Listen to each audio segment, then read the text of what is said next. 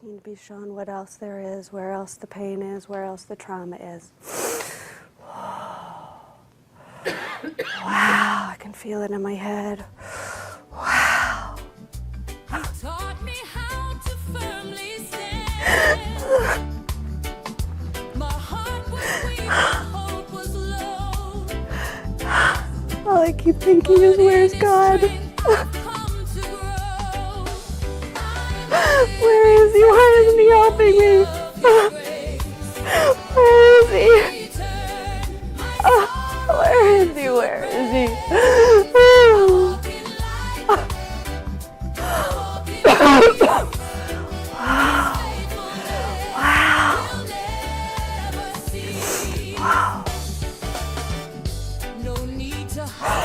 Hi, everybody. One of our stranger intros, I think. I don't know. It's appropriate, I think. There was a lot of elements we tried to make work together, and it's never been done before. I'll leave it up to you to decide whether or not we accomplish what we set out to do. Mm-hmm. It's kind of weirdly working on the Satoshi Kon angle, though. There's something. Sure, there's why like not? a disparate pop quality to his work, where like he'll use pop music and while something horrific is happening or somebody's having a complete mental breakdown, or Very true. There'll be like upbeat music and shit. Oh Yeah, we're basically Cone expert. We're Cone heads now. Oh, So- nice. That's good. Thank you. That's true. That's true. Yeah, officially designated. So I have I found kind of my Luo Dong replacement. I think it's not. I thought he was still alive. No, he's dead. Oh. I was deceived. Nah. I was given false information, and yeah, I found a solution to just name this Luo Dong Memorial episode Part 5 or whatever. Yeah. I want to dedicate every episode this year to Luo Dong. This is he's like, I feel like he's the third member. You know, I feel like he's the silent protector that watches. Yeah, I over feel like us. he's always here with us. But I don't know. I'm just gonna send you some audio clips here for you to play. This one's Okay. got a timestamp here. Yeah, you've been enjoying more strange sort of. This one isn't really massages, but it is people saying weird stuff in front of a camera, and it's these two women, and they have. I couldn't make my eyes look this dead if I practiced for a year, and one babbles nonsense for like 5 minutes, and then the other one says that's true. So what's going on here? That's kind of what it's like during some of the season, season recaps where. Yeah, I agree. Yeah, sometimes you're talking about a show, and it'll be like an isekai, and it'll be like you'll still be talking about how this guy fights a dragon with a sword, and I'll be like, "That's true. That is true. That's true. Yeah, absolutely." Yeah, and you're reaching That into is the what air happens. and touching imaginary, dicks, imaginary I stepdad dicks wish. above your head. All right, run It's it. like, oh, interesting. I hadn't thought about it. That's not true. You have thought about it. So you have thought about it. They're both looking like to the side, like out at the sky, as if there's someone just like out above them. Let's just do it. I Pulling can't up believe our both own of them shave their traumas armpits. from the deeper, smaller subatomic aspects of self. The traumas buried deep in our smaller subatomic presences. That's true. And Other one trying to hide also her drawing yawn. up the smaller subatomic presences themselves who are dead and are trying to get to the light, and the rest of us are standing in their way. That's true. So This at is least weird. we don't have There's some of this is lining up with Paranoia Agent a little bit. No, you're There's losing it. You've got No, You're no. lost. You're lost in No, the fucking no, in the no, spiritual no. sauce, dude. No, I'm lost. I'm lost in this lady's armpits. They're just so clean. Which one? I don't know. They She- both have pretty great pits, honestly. Yeah, honestly, if you're gonna for woo-woo ladies of this nature, great skin, good armpits. Yeah, they look pretty healthy, honestly. I bet the one on the right is 85 years old. Yeah, the one and then like the one on the left. Look at the shoulders on that broad. That's She's always reaching. Yeah, she's always doing this fucking. I bet she does this in Yeah. her sleep. Can you imagine her, like, how strong her rotator cuffs must be? She's yeah. whatever the fuck. Yeah, this lady could do some fucking rock climbing. And also, I think she might be hiding some titties a little bit. Oh, I thought you were going to say she might be high on mescaline. No, I would never assert that. Yeah. That would be slander. Mm-hmm. All right, let's let it rip a little bit more. You want to play That so on our much. karmic records when we check It's out. just Because this heads up, friends, we're all forever. going to die. Death is a part of life. I'm going to die. You're going to die. We're all going to die. Newsflash. That's true. Holy shit, this is crazy. How does this? all right. How does she only have 9,500 subscribers? All her videos have hella views. 282,000. Yeah, and they're all so good. They're all so Yeah, yeah. So okay. So we got quick summary for viewers just jumping in. Humans are destroying our once beautiful planet. We've now killed true. more than 50% of all of their life. That's true. The destruction is to the point that we're actually threatening our own civilization. This is mainstream scientific consensus, not wacky woo-woo ideas. You're reading from. Is this in the description? Okay. This is the quick summary. Yep. Frequently asked questions. Are these your opinions? No, we are channeling angels and other godly presences. Ooh. So, which I gotta say, I don't think that anything that they've stated is really an opinion thus far. They're more kind of just. They're definitely statements, but I don't know if you could say that they're opinions. Okay, why does Jamie say that's true? That is a good question. That's what I was wondering. In many of these videos, Jamie has the fact checker job. Oh. Not the of course. Oh, so she is just trying to but then there was the one instance earlier on where she gets called out for saying that she didn't think about something when she really did. So she's not doing a good job of fact checking. The fact checker is also focusing up into higher dimensions and attempting to discern what the highest vibration voice is saying. And apparently it just says that's true all the time. Let's see. Man, I got bad news. I want to see her Naked? call something else as not being true. Like, because it says when the primary channel goofs, the fact checker says something like, "Hold up, that isn't what I notice." I want to see that. I want to see the annoyance in the confrontation in the older lady's eyes. Yeah, when she hears, I don't know about that one. That's not what I've noticed in my dimension.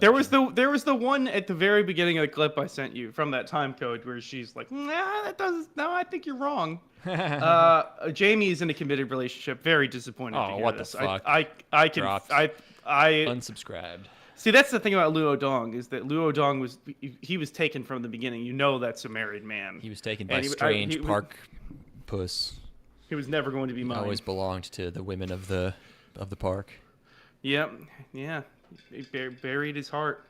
I hope that he was cremated and that his ashes were spread out over teenage girls, like 19-year-old girls in New York City on field trips or whatever. Or you get the idea. Yeah, like a party bus or something. Yeah. Or like a hostel. Wait for one to drive below you, and they just sprinkle them off the building, and just it all hits them, and they're like, "Yay, confetti!" This'll fix problem. Everyone's like, "Why do my joints suddenly feel so amazing, and my pussy is wet? This is crazy." He's looking over top of all of us, making sure that they were all sure taken our care of. butts are getting touched, slapped, Nice and stuff. Yeah. Hey, but you know what? He was an equal opportunity ass slapper. Any race, any gender, I didn't see any him creed. I didn't see him bring any dudes back to his apartment and touch their butts real hard. Oh, there he do are. that? Just didn't show them to because they're not as funny. I would not Because have really wanted to. Yeah, no, you were right on that call. Okay. Yeah, All right, yeah. I so know. I fair know then. my audience. I know my audience. Yeah. You know. Yeah. When I bring out the weirdo shit, that's just creepy. I don't want to see that. Okay. yeah. Ew. Gross. No thanks. Yeah. No, I want to see some sort of like lost 20-something-year-old girl get seduced into this crazy Chinese guy's dungeon of an apartment. They're living underneath a Domino's in New York City. You know. Yeah, I want to see like a physical, like a 20-year-old Pilates instructor who just moved to New York, and she has $4,500 rent, and she's like, I guess, yeah, sure. This guy seems like he knows what he's talking about. The dude straight up had a lair. He didn't have a house. It was a lair. It was like It's almost like in fucking Perfect Blue, like the Stalker's house and that, where it's just he has a space for a laptop and then the rest of it is somehow occupied but completely empty. Yeah. You know, somehow he has the most cramped space ever without owning anything. But anyway, anything going on with you, my friend? No, I don't think so. I'm preserving many produce items. I'm just bringing in things, and I'm just doing stuff. I don't know. How are your plants doing? Pretty nice. I'm just waiting. I need these peppers to ripen. They take so goddamn long. They're fully grown, and then they just sit there, and they just sit there for. And you don't have to let them ripen all the way, but I want them to turn red because it's like it's better flavor. Better for chili if you want the poblanos. Meanwhile I got mice chomping them. I don't know. It's just annoying. Other than that, it's fine. I've been watching Ho movies. I've been watching. What? I watched Pride and Prejudice. Oh, I wasn't sure if you said ho movies or home movies. No, I was home like, movies. Are you homesick? You watching your home movies? You No, watching no. lady stuff? Well, I'm watching lady stuff. Yeah, I'm just kind of dipping my toe into that water a little bit, Yeah, and it turns out the water is fine, baby. Oh yeah, that's the ticket. Aren't there like multiple Pride and Prejudices? Is this like a recent one or an old one? This is the Joe Wright one with Keira Knightley from 2005. Okay. And then the 95 one is the one that people really, really like. But I had seen one other of Joe Wright's movies, Atonement. He did 3 films with Keira Knightley, and I really liked Atonement a lot. So I've been wanting to watch this. Oh man, I don't know if there's ever been a more beautiful specimen on the movie screen than her in that film. It is. Oh, yeah. It's like irresponsible how gorgeous she is in that movie.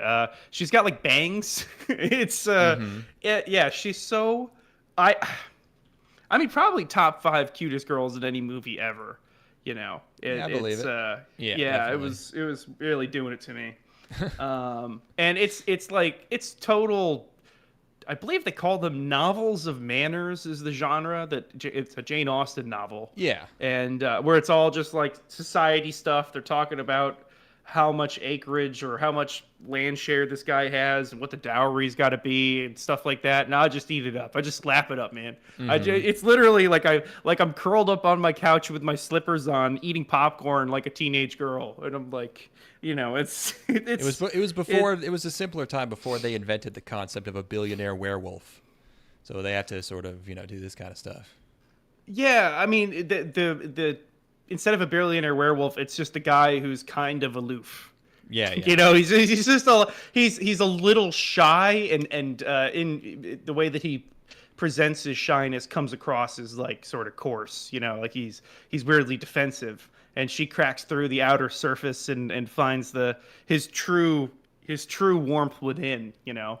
And she's a precocious young woman who's a little disillusioned with society, and she's whip smart and gets good wisecracks in. It's just everything you want. It's got it all.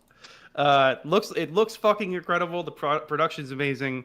So yeah, I think I'm gonna watch Anna Karenina next, which is another Joe Wright movie with Keira Knightley.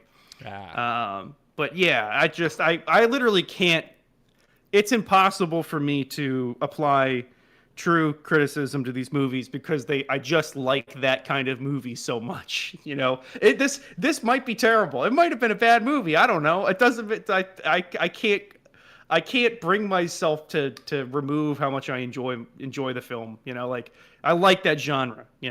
So have you been watching anything? No, not really. No. What are other girl movies that are good? I feel like I must have watched one at some point, but I'm blanking. I'm drawing a blank. Girl movies that are good. I'm gonna Google it right now. Chick films for good girl movies for women for the Okay. women's. We got 13 going on 30. Probably not. Have you seen The Notebook? No. You know what? I'll put it on the list. Yeah, that one's. Yeah, I don't know. That one might be. It might be okay. I'll put it on the list. What the fuck else is there? I feel like I haven't seen any of these things. I mean, I watched Is it I'll Mamma watch Mia? 50 I watched Shades. Mamma that's, Mia. That's one, yeah. That is awful. that Yeah, movie is I that believe that. movie is bad, man. It's like it looks like a Disney movie. That's you know, and it that's a musical, right? yes, it is, and all the music's from ABBA. I was which gonna say, is it all ABBA? Okay. Yeah, and I enjoy ABBA. Like they got some good songs, but yeah, wow, really bad. So I don't know. Maybe I just like, fucking Joe Wright's movies because he's a dude who's like, apparently he has really bad dyslexia to the point of like basically being illiterate, and that I guess that's why his book adaptations are so good, is that he doesn't get bogged down in the shit. mire. Yeah. No, he probably just listens to the audiobook and takes no notes and just rips it. That's good. Anyway, trying to think of my life's boring right now. I mean, this is a sober cast for me. I got fucked up last night. See. I got fucked up watching the Bills game. Oh yeah. And because it actually probably saved my life. I probably needed the depressant to stop my heart attack. slow my heart rate. Yeah. Too much football excitement. This is September. You're not gonna make it through the season, man. Oh my fucking God, you're not kidding. I mean, I'm looking at this schedule, and I think there's like one team on the entire schedule that can beat them, which means they're going to probably lose about 5 games this season. Yeah. And I'm going to claw my eyes out. But I'm glad it's back. Hey, what can you do? Yeah. Are you ready for some football? Yes. I saw some. Yes, I am. I saw some other movies. I saw Weapons. Oh yeah. Which was good. Okay. I have done nothing else. I don't even know what I've been doing. I don't know where my time has gone. What have I been doing? Welcome to my world, buddy. Yeah. How has club. it been 3 weeks or whatever the fuck? And I haven't done anything. Hey, wait. Don't ask me. I guess I'm back into working out. And I hurt myself today, which is good. That means that I'm finally actually pushing myself again because there, yeah. I hurt myself. Right I'm there. pushing the threshold I'm pushing human limits. I'm seeing exactly how far the human body can go. Well, one human body. No, human. Yeah, I don't know if you're exactly. I don't know if you're 100th percentile. No, you understand. I was at the gym today, and everybody gathered around to watch me because they're like, "Holy fucking shit, that dude is huge!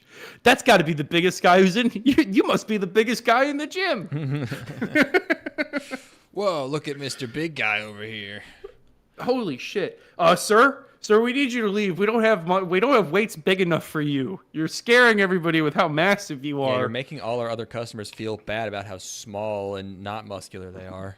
Yeah, they Go need. away. You've been saving too many people from having strokes and heart attacks. You have to get the fuck out. You've been stopping too many mass shootings and rescuing too many children from our gym when it catches on fire. You have to get the fuck out. You've been Please. helping too many old ladies across the street and teaching too many illiterate kids how to read. And You've been rescuing too many young black children from the hood, and rescuing them from the cycle of violence. You've been inspiring too many teams of little league baseball players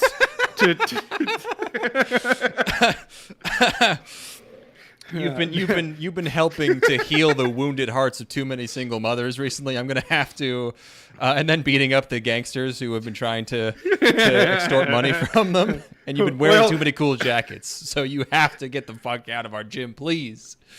Hold on, is that a helicopter? Sir, your country needs you. We need to.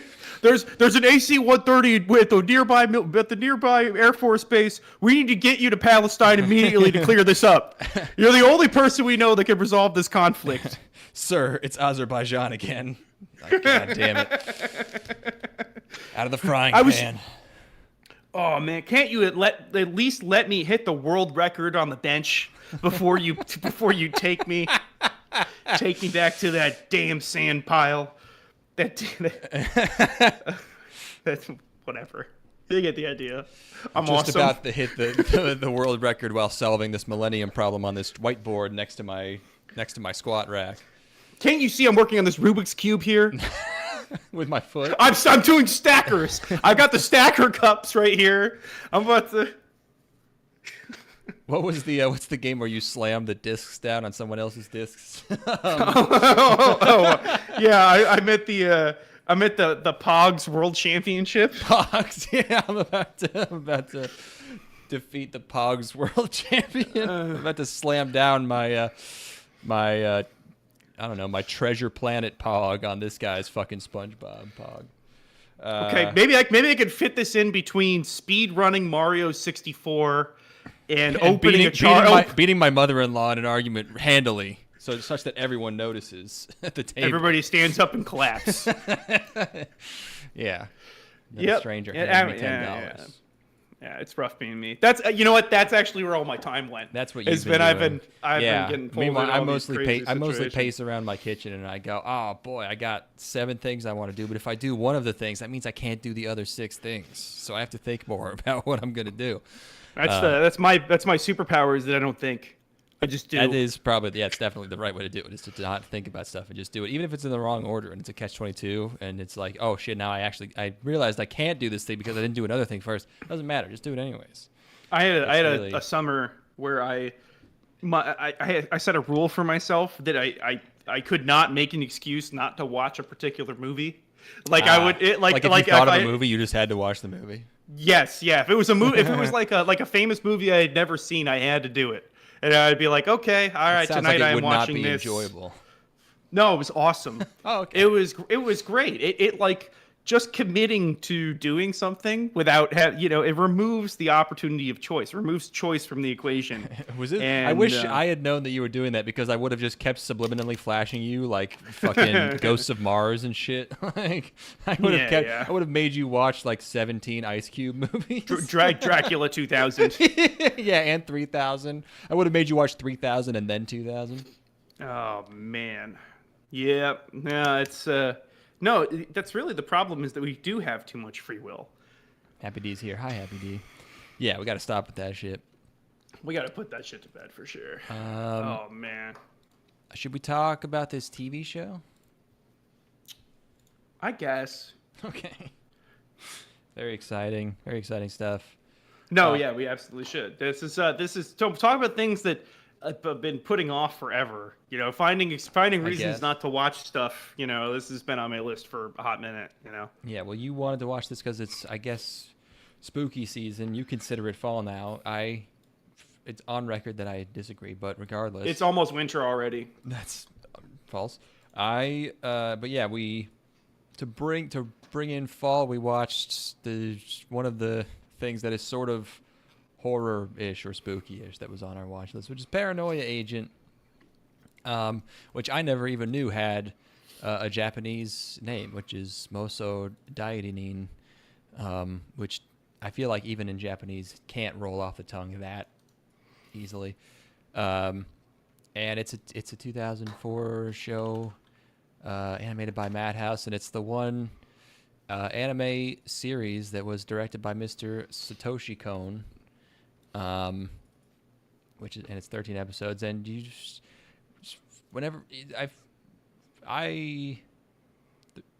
wanted to watch this because it's Satoshi Kon, and I feel like no one ever talks about it. It's one of those shows I feel, I could be wrong, I feel like no one ever talks about it. I've never seen anyone talk about it. I think it's one of those weirdly I think it's one of those things that everybody has seen but nobody talks about. Everyone? What do you mean everyone? I think I've known a lot of people that have seen this. What? What, like friends throughout like college and shit, like who are into anime, talking about anime. You're like, oh yeah, I watch Paranoia Agent, like that a lot. Like I've never heard of. I don't know if I've ever heard of. It actually might this. Be. Not that it's like obscure or something. Like I feel everyone knows about it, but I feel like no one ever has anything to say or ever talks about having seen it. Or I never see any I haven't seen a single frame of this show. I think I've seen like art of the doll. What's Marumi? Is it called? I think Sam and James both watched this and talked about it a lot. It might honestly be weird. This is gonna sound fucking totally insane, and I might just be losing my mind today. But I think this is actually weirdly mainstream and Netflix core. I think this was like an early, like 2010s Netflix anime staple where it was just on It there was for definitely like on 5 years. But how many people would have watched it? I don't know. I feel like this would Apparently be quite the people you trip. know. How about you watch it on a shitty TV? I feel like that's the perfect way to watch it. I don't know. Yeah, it really it's weirdly. so- It feels like it should be 4x3. Yeah, it should be. It kind of looks like Lane. I feel like was Lane 4x3? It was, right? Yeah, it is. Yeah. Yeah. 2016 by 9 in 2004 also kind of weird. That seems like a little early to be No, in that widescreen. started in like 2001, didn't it? I remember because I remember Fooly Cooley was like right on the edge where it was almost 16 by 9 and stuff after that it was 16 by 9, but it's 4 by 3. Kino no Tabi is 4x3.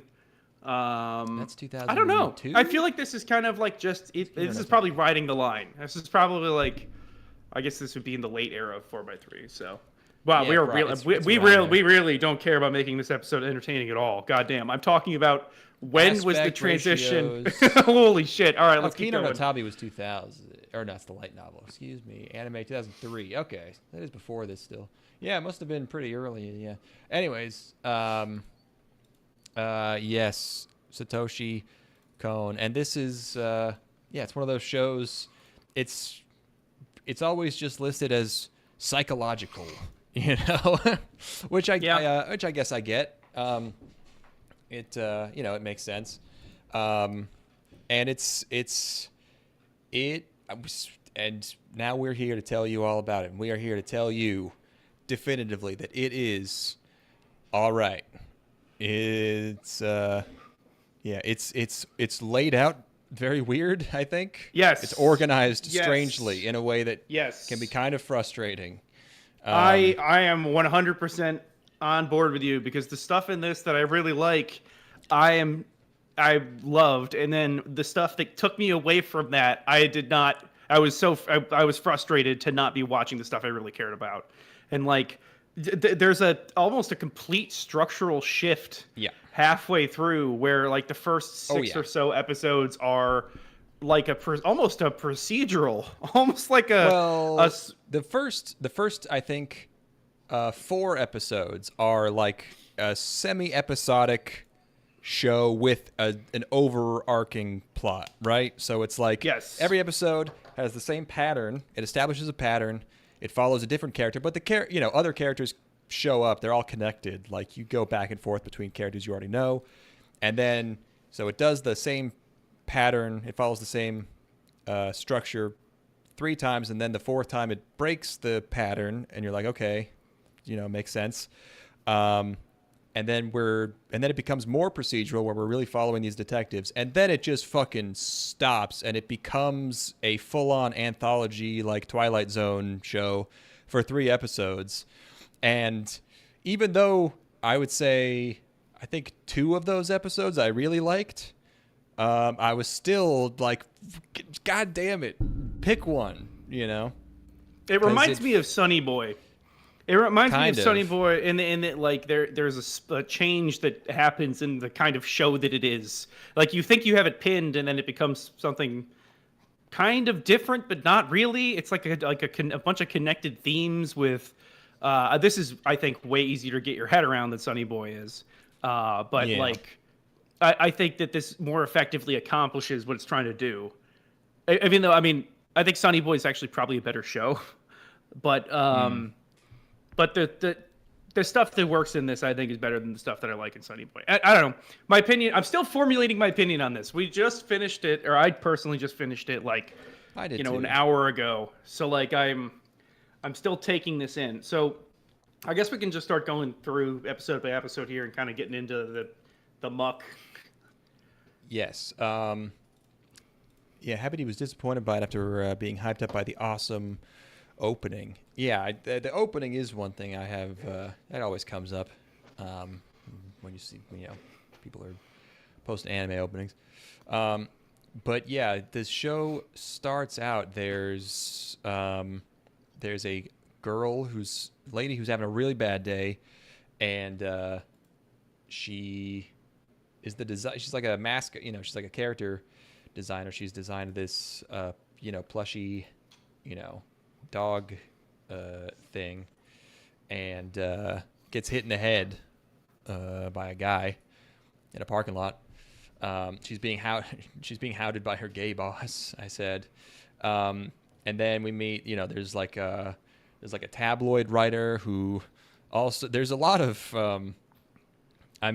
there's a lot, every character most of them have a lot going on, because like we meet this tabloid writer guy, like this, like this sleazeball, like tabloid guy, but like he also like has this subplot where he has to pay this old guy's hospital bills because he accidentally like hit him somehow or something. It's weird. There's all these weird little details added onto these characters, and somehow he asks these kids to use this computer, and in return he gives them a JPEG of a porno. He gives them a naked lady. A little bit of nudity in the show. It's pretty good. Speaking of weird, the kids are flipping their shit as it's loading in. Oh yeah, come on! Because it's like that's how it was. It would probably load a dial-up or whatever, and it was oh boy. Here comes the pussy. Yeah. And he's already kind of a scumbag, but they make him he's having he sits down at this like cafe with the lady, with the victim, and he orders this parfait, and he just starts licking it with a giant tongue, and he starts licking the parfait really weird. And it's like some of the characterization is really good, and some of it is just like weirdly like over the top, and like it's not bad, it's just like seemingly extraneous. I don't know. I could see, and I don't even mean this in a bad way, but I can see why Darren Aronofsky liked Satoshi Kon so goddamn much, because a lot of this show is like introducing a character really quick, and then just having this like really intense, like just something happening to them or involving them, like this is skipping way ahead, but the doctor who the IVF doctor who realizes he put the wrong shit in this lady's uterus, and it's like a literal 2-minute scene, but it's just like immediately he finds out, and it's just cutting to all these different scenes of her getting checkups, and he's just sweating more and more each time. And he's like, yeah, everything's fine. It's like a world peace sketch. He's just like, yeah, your baby's the best baby. Oh.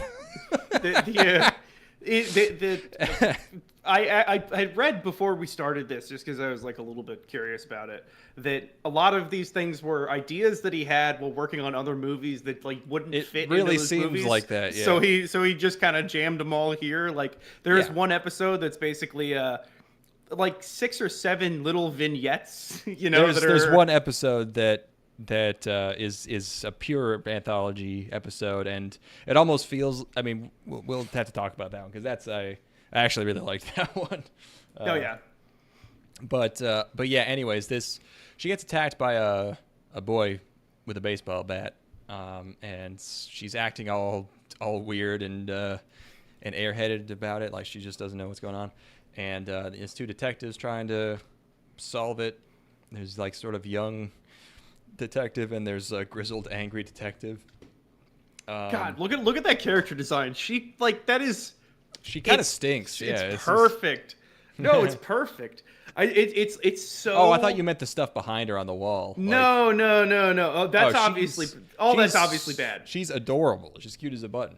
It's just she's so obviously visibly troubled just through her appearance. Yeah, she's just a permanent tear. Hanging on by a thread. Hanging on by a thread, man. It's I love her physicality too. I love the way that she's so tiny. She is the size of she looks like an elementary schooler. Yeah, and it's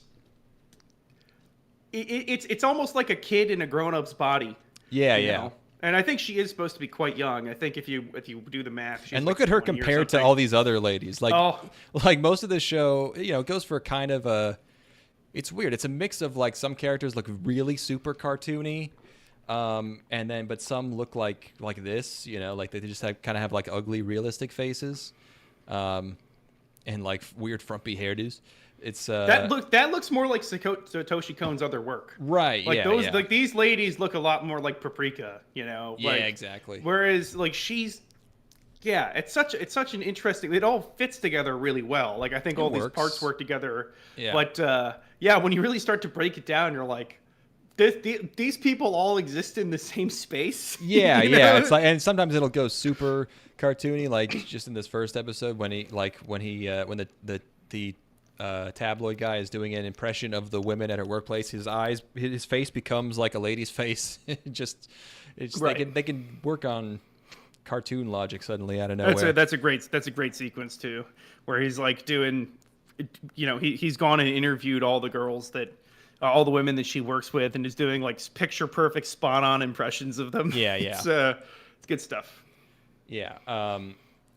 So the show kind of, it's purposefully kind of, it's going for a slightly more muted kind of color thing, I think, but it's not like, it doesn't have like an early 2000s, like it's Madhouse. They knew what they were doing. So like when they wanted to look more colorful and stylish, they can, do it. It's not like one of those super weird fucked up shows from the early 2000s. It's like tan and green. Right. Yeah. Yeah.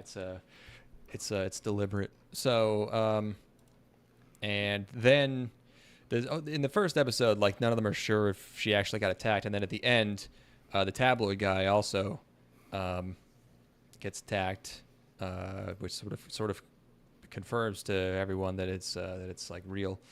And then in the second episode, we are following a different character. This one's a kid who sounds like his voice actor sounds like makes him sound like he's like 22, but he's supposed to be like I don't know, probably like a 6th or 7th grade kid or something, maybe even younger than that. And he's the coolest in the school, and his name is Ichi because he's such a great character. He's number one. Yeah, yeah. He has this signature move where he'll like do like a hockey stop on his skates and then turn around and raise his cap up and fucking he has a twinkle in his eye, or He has a shiny smile. Yeah, he does. Shiny smile. Yeah, it's great. It's a perfect characterization for him, where like, he's living like a totally ridiculous life. He lives like a life that nobody's ever actually lived. He's the star of the school. Yeah, yeah. Yeah, he's the star of the world. He's the prom he like goes through the world like saying hi to everybody as he's like skating by. Yeah, like he's a celebrity. Yeah. Yeah, and he's like, and this is like another like kind of characterization thing where like it kind of goes back and forth where it's like he's not like.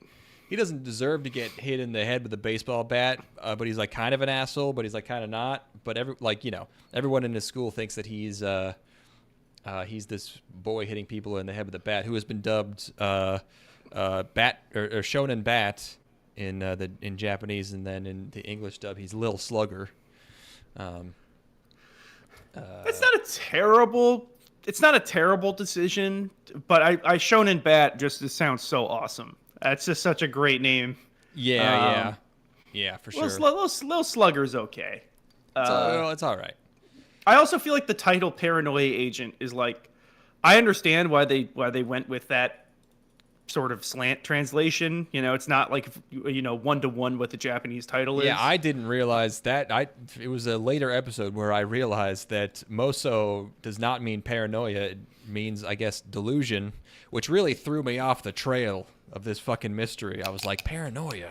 How does this relate to? And turns out nothing really. It's not really paranoia. Yes. It's delusion.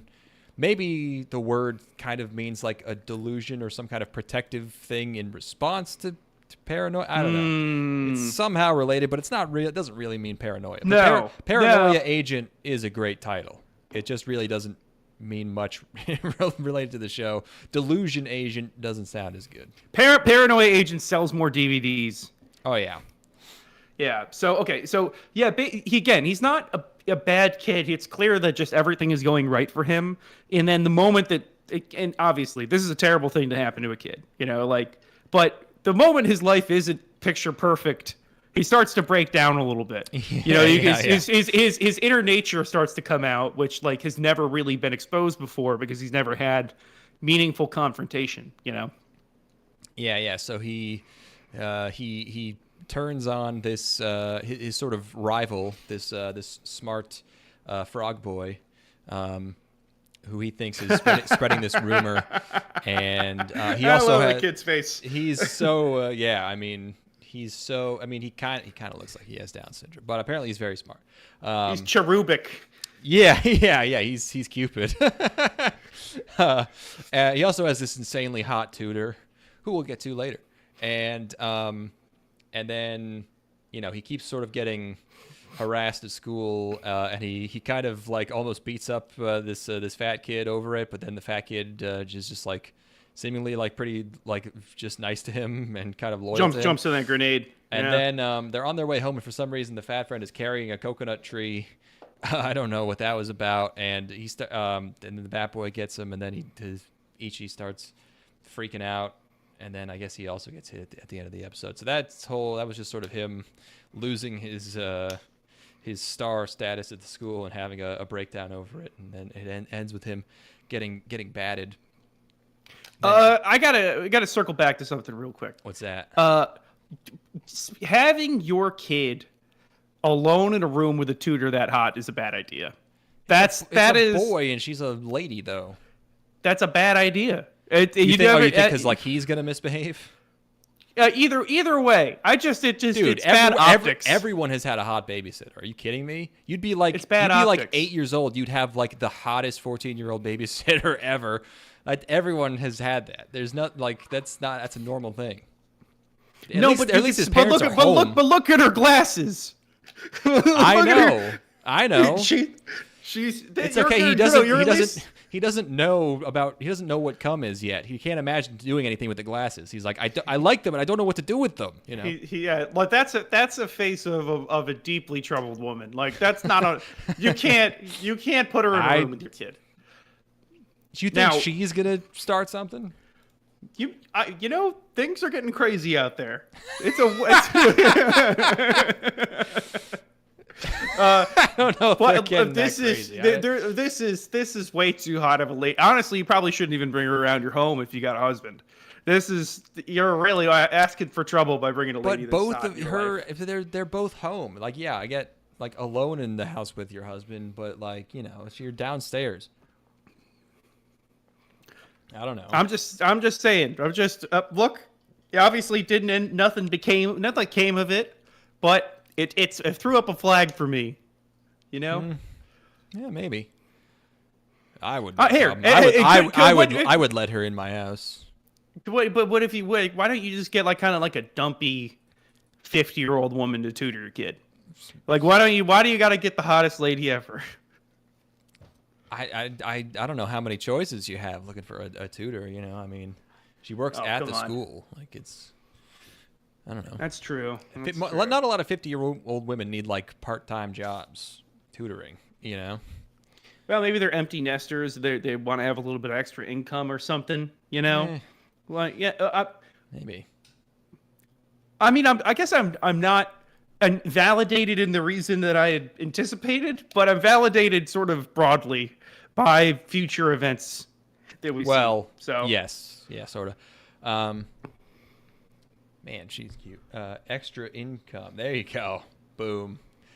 I'm glad someone has jokes tonight. I'm glad someone brought some fucking jokes in here. Yeah, this probably would have been a good one to have Happy Dion. Oh well.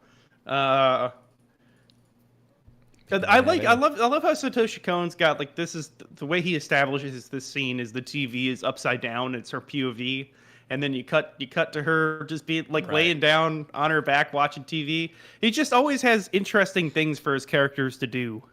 I think he's really good at blocking and he's really good at like setting a scene. And a lot of the time his characters in this show are doing totally batshit insane things.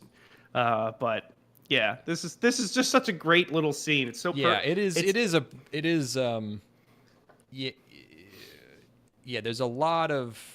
It is an impressive balance of how like silly some of the stuff happening is, and how grounded some of it is, and yeah, it's really all you know, synthesized very well.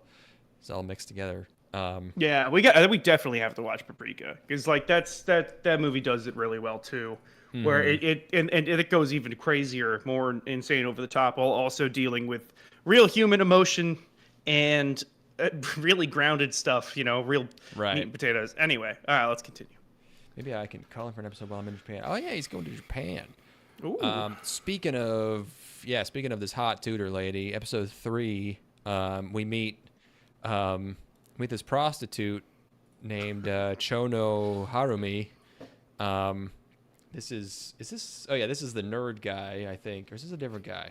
This is one of the problems. This is the nerd guy. We were talking about this briefly before the podcast, but yeah, so many of the male characters in this show are frogs that I was sometimes having serious trouble telling them apart. There's two of the frogmen especially are like they're both wearing kind of casual shirts, and Is like it they're the, both the have tabloid guy and the cop? Yes, they Yeah. have this, they're the same height. They both have like this. They might even have the same facial hair. Their head shape is the same. Very similar, yeah. It's like they're so close. I'm like, really? You couldn't have made them slightly different. Just maybe make one of them. I feel tall like and you almost could skinny. have just combined those characters. Or something. Like the tabloid guy doesn't even do much except in the first episode. Yeah, I'm trying to think of what he kind of he puts a lot of the pieces together though, right? Wait, but the cop could have done that, couldn't he? I don't know. Yeah, I guess. I don't know. He is a cop. I feel like that's probably one character that could have. Maybe they incorporated were like, whatever. 3 cops is too many cops to have in the TV show. But yeah, it's this Hoa, and we find out that then here's another frog, her doctor. Everyone looks like the doctor from Index. Remember the frog doctor? It's just all doctors look like this in anime. They all have fetal alcohol syndrome. Like, what the fuck is going on? Why is everyone this fucking guy? But so episode 3, have you seen Perfect Blue? Right, yeah. Have you seen a movie called Perfect Blue? Would you like to see it again in 24 minutes? It has very similar themes. It follows a similar arc. It doesn't have the sort of the nice storybook ending, I guess, that Perfect Blue does. Honestly, that wasn't my favorite part of Perfect Blue. So maybe this is even better. But yeah, it's a lady with two. This is more literal. This is just split personality.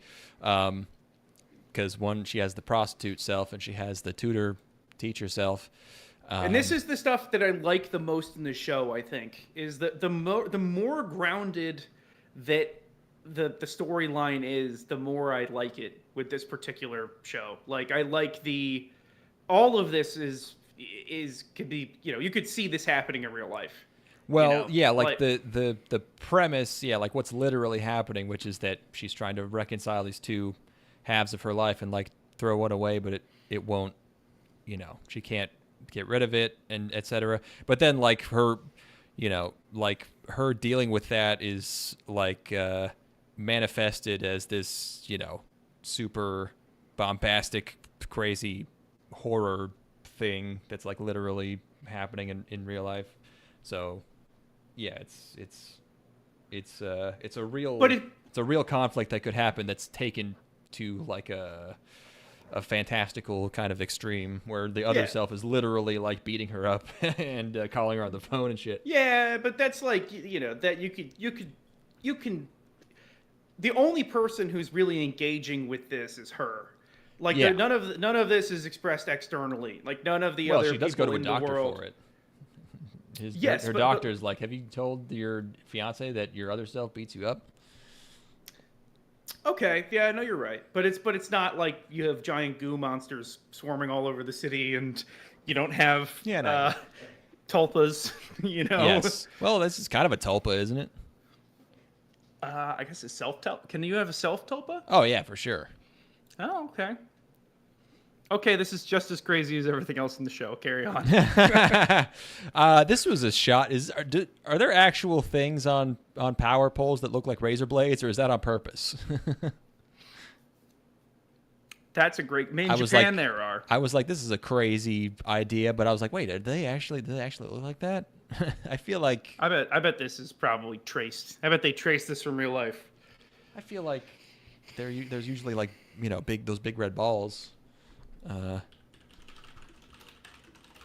both googling Japanese. This is another 16:9 4:3 thing.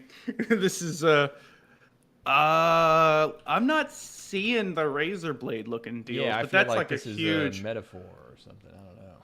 Oh, hold on. Some kind of Kinda. They maybe accentuated it a little bit, but there are some that look kind of similar. This is just a picture of Satoshi Kon. Oh, that's from you sent that 20 minutes ago. Okay. Oh yeah. Okay. Now they do have them. Yeah. All right. Anyway. Yeah, she's trying to quit whoring, but then she keeps waking up and has amnesia, and turns out she's still whoring and she can't control it. She has Hank Hill ass. Just take my word for it. I can't post it on the screen. That's my excuse as well, is that I can't control it. Yeah. I want to I want to quit my whorish ways, but Mm-hmm. I just keep falling back into the lifestyle because it's so easy. It's just because the gym, the ladies keep flocking to you. I think those are real. I think yeah. There's all these scenes of all these dudes like fucking her, and they're all just kind of pathetic, like all over her. And I was like, all these guys are me. Hell yeah. So yeah, she also freaks out and has a nervous breakdown, and then gets batted by Bad Boy. So those are our sort of typical cases, and then in episode 4 we kind of break away from the formula, because up till you watch the opening and it's all these characters, and so it's like you think that's going to be everyone in the show, because the opening pretty much has everything that's in the show until like episode 7. So we have at this point we have 3 more characters from the opening to meet, and here's where we meet the other frog guy, who is a frog cop, and he's moving on up. He's getting a big house. He keeps talking about I knew something was up because he kept talking about his wife and daughter, but they never show either of them for this whole episode. He just keeps I'm doing it for my daughter. He keeps doing it, and he's getting a big house for his wife and his daughter. Blah blah blah. That's why you can never trust anybody that has kids. That is true. That is the moral of I think this arc of the show. It's the arc of, it's the moral of the entire show. Is never trust anybody who has kids. R/child free. I'm not dealing with any of your crotch goblins. Okay. Let's see what's going on in a child free. Oh, it's dude. Don't. No, they call them that. I swear to God. They seriously call children crotch goblins. These are damaged people. They are the worst people in the world. If every single person on r/child free died, there would be no negatives ever, anywhere. I swear. Well, it's.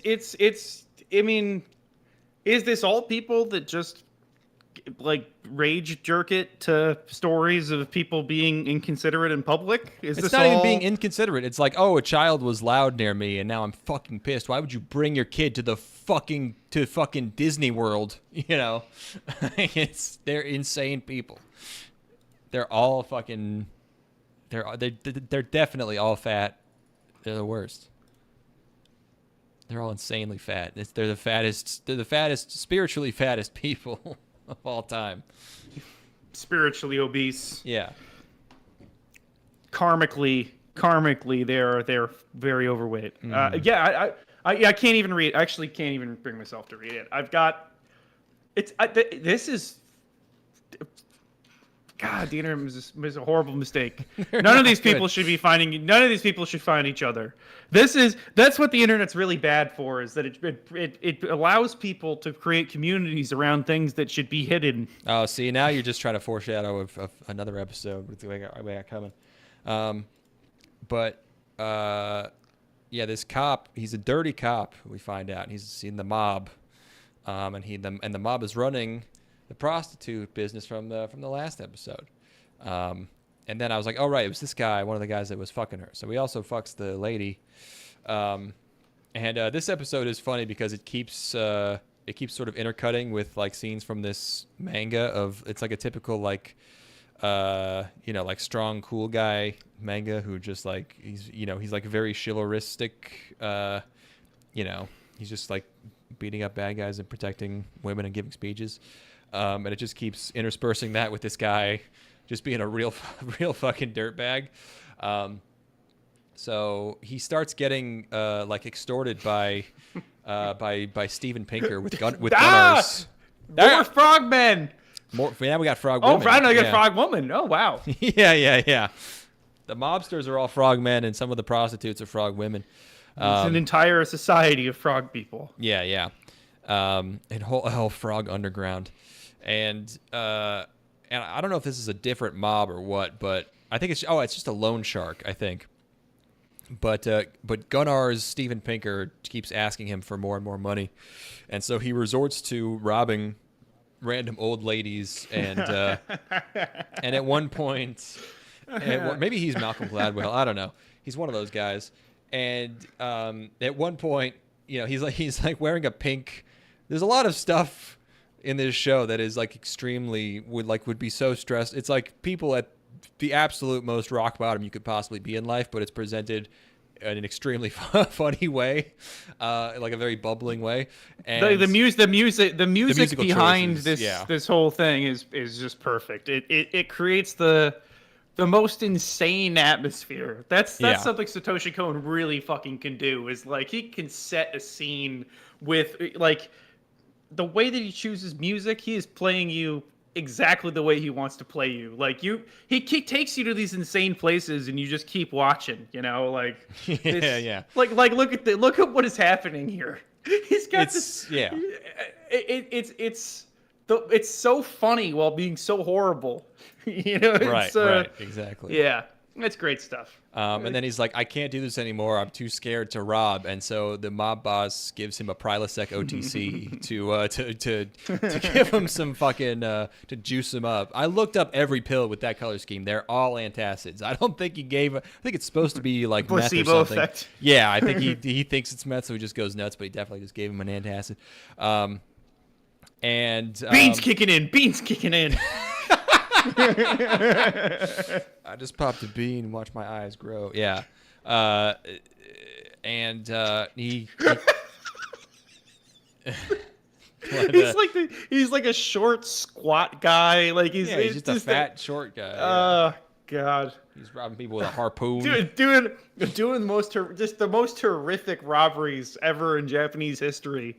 Like he doesn't even have to tie people up. He just does it. He's just a fucking psycho. This is like old school burglary. Yeah, which comes up later in the show too. This is classic burglary. This is like you've got a mask on and you're holding people with a knife and stealing their shit out of their drawers. It's classic. Yeah. Anyway. He completes his a robbery, and he's still all methed up, and he talks to one of the other detectives, Ikari. And he's being all weird and methy, and then he leaves the bar. And as he's walking home, he gets shown and batted. And I knew this was going to happen, but he just shakes it off and chases him down and arrests him. Actually, we already knew that was going to happen because the last episode ends on a cliffhanger with him saying that they caught the guy, and so we're now caught up with that. So they catch Shone and Bat. You knew they had to change it up at some point because they've been showing him Bat the whole time. It's like, they got to just get him at some point. They can't stay a mystery forever. I think there's a slightly different route that they could have gone, but we'll get there. There's so many. Yeah, I mean, I was thinking like there's so many ways like as a mystery this could go. I was like, this could be. I mean, it could be like supernatural. It could be like a mass hysteria thing. It could be like a weird cult. It could be everyone's parents were in a cult and they raised them a certain way, or it could be there's radio, or it could be like a Cronenberg like a government experiment thing, or like they tested a chemical on people, that kind of thing. I like it as like a social disease, which is like you said, like a mass hysteria. Like I think that would social be contagion. a better, more. Again, like I don't like hate the way that it ends up developing, and I don't know if you could actually necessarily get a 13 episode show out of it being, like a social contagion or like I mean, but I mean, it is a social contagion, but it's like it's also a supernatural social contagion. yes, it kind of reminds me of like those early 2000s techno horror movies that came out of Japan, like Pulse, which is it's a or even it's a, even kind of like another example would be like Ringu or like Death.com, like There's this sort of yeah, the urban myth, like urban rumors yes. becoming real. That happened. That's It's well it worn. has been done a lot. Like the show. I mean, I was gonna bring up what's it called? In/Spectre, or what's the Kyoko Suiri from a few years ago. That is also pretty much literally this. The whole first season, or most of the first season, is rumor becoming real and being fueled by the rumor. It seems like a kind of a common Japanese. Especially fixation. around this era of like early internet in Japan, and that kind of factors in later. I obviously he takes it in a more sort of paranormal route, like you said. Paranormal is almost not even the right word. Supernatural. It's supernatural. Yeah, it comes larger. But no than one life, even but... it's like it blends. No one acknowledges that it's supernatural. Like there's no moment where everyone's like, wait a second, No. this shit's not real. It's like it just kind of happens. Like we switch from regular real world detective investigation logic to straight up magic. Yeah. It's kind of a rough transition. There's a jump. There's a jump where it goes Yes. from oh my God, people have manifested this in their own minds to get out of difficult situations, to you have a living embodiment of Shonen Bat that is being communicated with by like a housewife lady. It's doing a lot. It's doing a lot. Yeah, you can I mean, see where this is a lot of different ideas smashed into a show here. Yeah, that transition is kind of supposed to be communicated by like the main detective or the younger detective kind of going crazy and becoming a strange, homeless, what's the word, vigilante guy. So after they You talk about this. I'm gonna go pee real quick. Okay, so after they catch this guy, oh, by the way, fun fact: the dirty cop here was voiced in English by Reg Green, aka Dean Brimstow, who was only ever in like this and Technolize, Technolize or whatever it's called as far as anime, but he was also the voice of Eggman in Sonic in the early 2000s, and then he died in 2005. Did I say fun fact? I meant fact. I meant that is a few facts in a row. But episode 5, you think they're gonna be like, you think they're gonna get a lot of answers, and you do not, because they catch this guy, they catch Little Slugger, they catch Shonen Bat, and they interview him, and he's just like a crazy guy who's following instructions from like a D&D like monster manual or something, and he's fighting someone he calls Goma, and the two cops are Maniwa, who's the young, kind of less angry cop, and then you have Ikari as the older angry cop, and Maniwa is kind of playing good cop and kind of going along with his story, and Ikari is just getting insanely pissed off at everything, and the whole episode is this protracted fantasy sequence that's, I guess, sort of the imagination of this kid, just because he thinks he's fighting some. I don't know what was really going on with this. He thinks he's fighting some imaginary boss demon. It's like multiple demons. It's like it's like boss each fights, person's inhabited by a different one. You It's provide kind of your vaguely, analysis now, and while I go pee. Yeah, it's kind of vaguely just generic fantasy archetypes, and he's living in a delusional world, like a total dream world that's disconnected from reality, and he Well, I'm trying to remember what is his reason for. He wants to be Shonen Bat. Why does he want to be Shonen Bat? What's his shit? I feel like I didn't. The split between the mimetic Shonen Bat and the real Shonen Bat is kind of interesting. I don't know if I fully grasp his motivations. Let me see if I can find it. Which this is good content. Is me scrolling through to find a list of characters. Let's see. Low Slugger. Serial assailant who appears to be a 6th grade elementary student identifiable by his golden rollerblades, baseball cap, and bent baseball bat.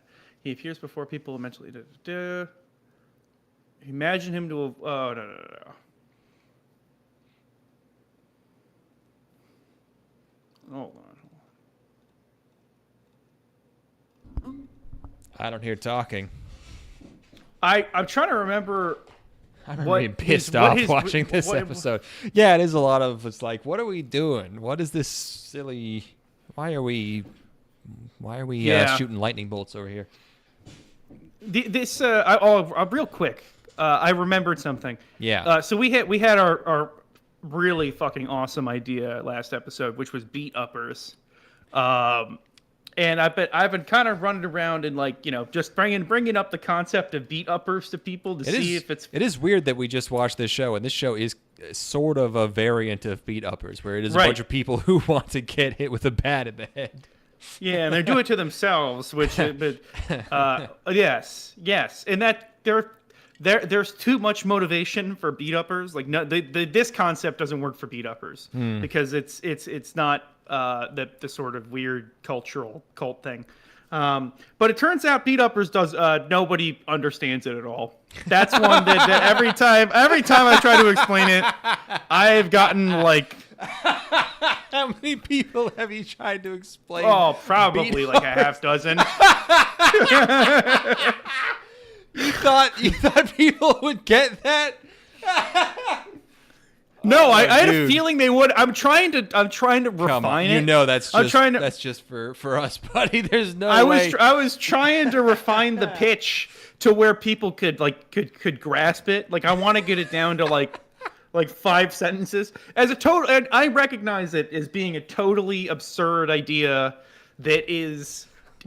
But I do think there's a way you could make it that would be funny for a lot of for many people. But oh yeah, I mean, you could. I haven't gotten anybody yet. If you try to explain it, no way, buddy. Yeah, it's maybe a little too esoteric.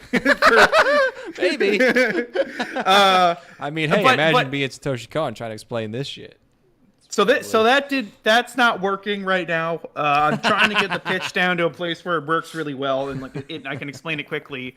I've gotten one person who has been like 80% on board. That's the best I've gotten. I've had a couple have just outright rejections where it's like I'm clearly not getting anywhere here. But you know what? Really, people get a lot of something that is immediately funny and people recognize it as being funny is and this is an age thing, actually. People under the age of 35 find the Torygate thing hilarious. Oh, that's one that people like really can. It's an immediate. I think it's probably an exposure to internet humor around a certain point in time gets you on board for that. You know, it's my running theory. But old people don't like it at all. They don't see what's funny about it. Young people think that's pretty fucking funny. Nice. So I'm going to do more research. I'm going to see if I can get beat uppers to work. I might even go back to some of these people again and as a joke bring it up because I'll introduce it as I have a totally ridiculous pitch that makes no sense. But I'm gonna try to make it make sense for you here. So I'll workshop it some more. But yeah, I just wanted to give you that feedback. That's good. I'm glad I got a beat uppers update. Yep. A beat upper. Yes, Thank you. Very good. Very good. Got you. Yeah, I figured I would leverage one of the funny things we did last time to maybe get something going here. Just have it. Yeah, just bring it up. Just have it update. And episode 6, we got some bad weather. And we meet, I think, our last couple of characters from the opening. We got old homeless lady, the one who stole the first lady's bag. And we also meet her granddaughter, who's wandering around. And the cops are interviewing this old lady, and Ikari just gets insanely pissed at everything everyone says. He really needs to chill the fuck out. He just starts screaming anytime anyone says anything. And including it like old homeless ladies, just anything. Like he's snapping off at like people who are totally destitute. Yeah. And we're getting sort of we're following her granddaughter around, and there's flashbacks to her being bullied and poor. And we learn about so the guy they caught, the kid that they caught, is not actually shown in bad. And I was thinking, I was like, this would be normally the point in a procedural where they would catch a copycat, like Persona 4 style, where they catch a guy, they catch a creepy guy, and you're like, whoa, dude, I'm spoilers. only 60 hours into the game. That can't be him. We can't be done yet. Oh yeah, sorry, spoilers. And I'm gonna get around to finishing it any day now. Yeah, man. for sure. And it turns out he was a copycat. So my Persona 4 contrast was in fact a comparison. I just realized y'all could see the Chainsaw Man movie when it comes out in U.S. theaters. While I'm in Japan and I could watch it in a Japanese theater, then we convene. Sold. That's good. Yeah. I wonder, can you see it with subtitles? Probably not. Yeah, you have to interpret it. We should ask him what he thinks was happening. You probably read the manga already, so you know what's happening. Oh, we need to have someone watch it in Japanese, blind, not knowing the story. Yeah, that went well for us with Mirai. Mirai is like a children's movie. That was easy though. Yeah. We saw it alone. I can't imagine that 9 a.m. on like a whatever it was, a Wednesday or Thursday. I can't imagine that I would have enjoyed it more if I knew what was going on, if I had the English. It didn't. It seemed just kind of pedestrian. Yeah. Anyway, this is a very distressing episode. This is another one where it's like, it's we've had a lot of silly stuff happening for a while, and then it hits you with stuff like this, and you're like, I don't know. This is.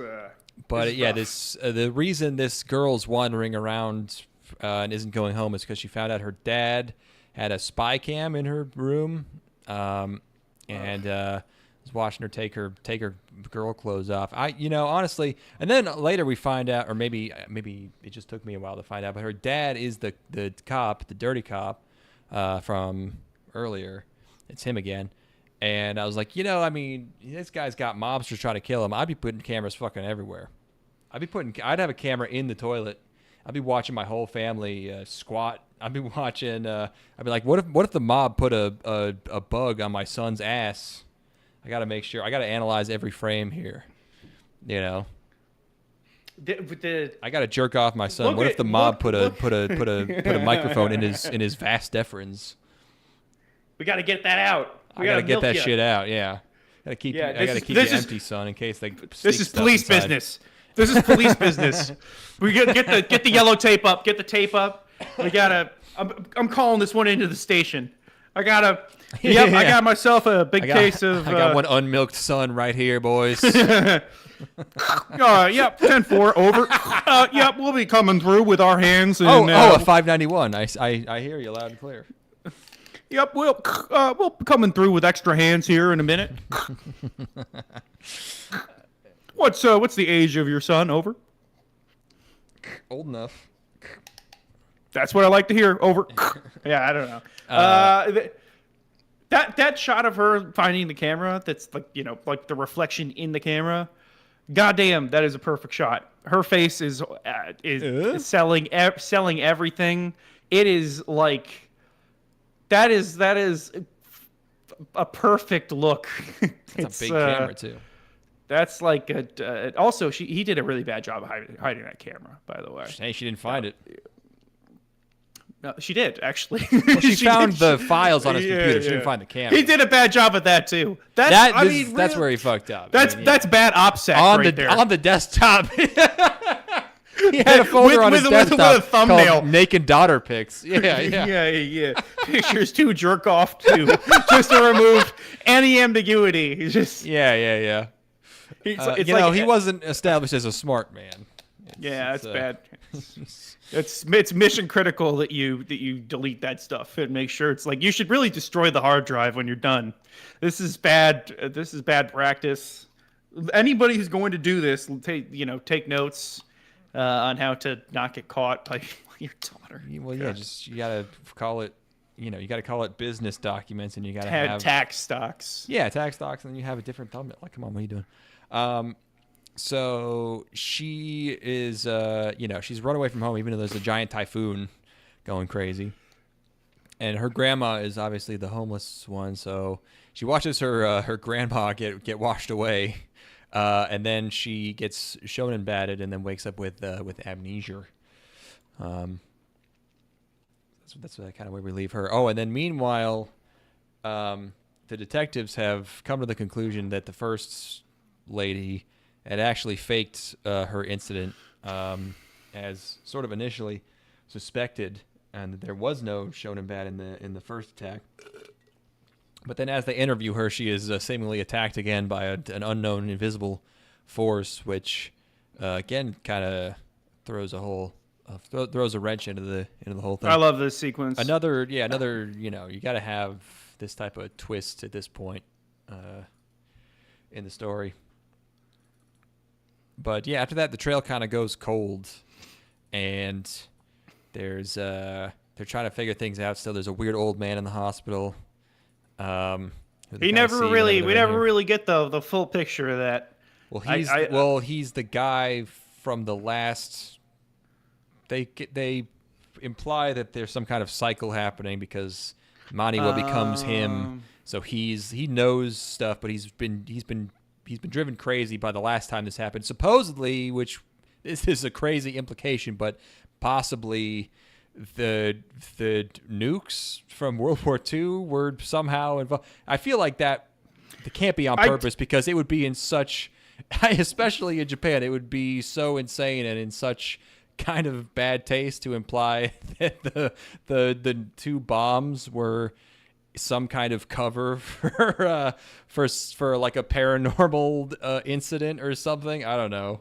Well, I mean, maybe it's just the mass psychosis created after the bombings is people trying to compartmentalize that shit. Maybe that was a trauma that created it the first time when people were trying to put away that memory.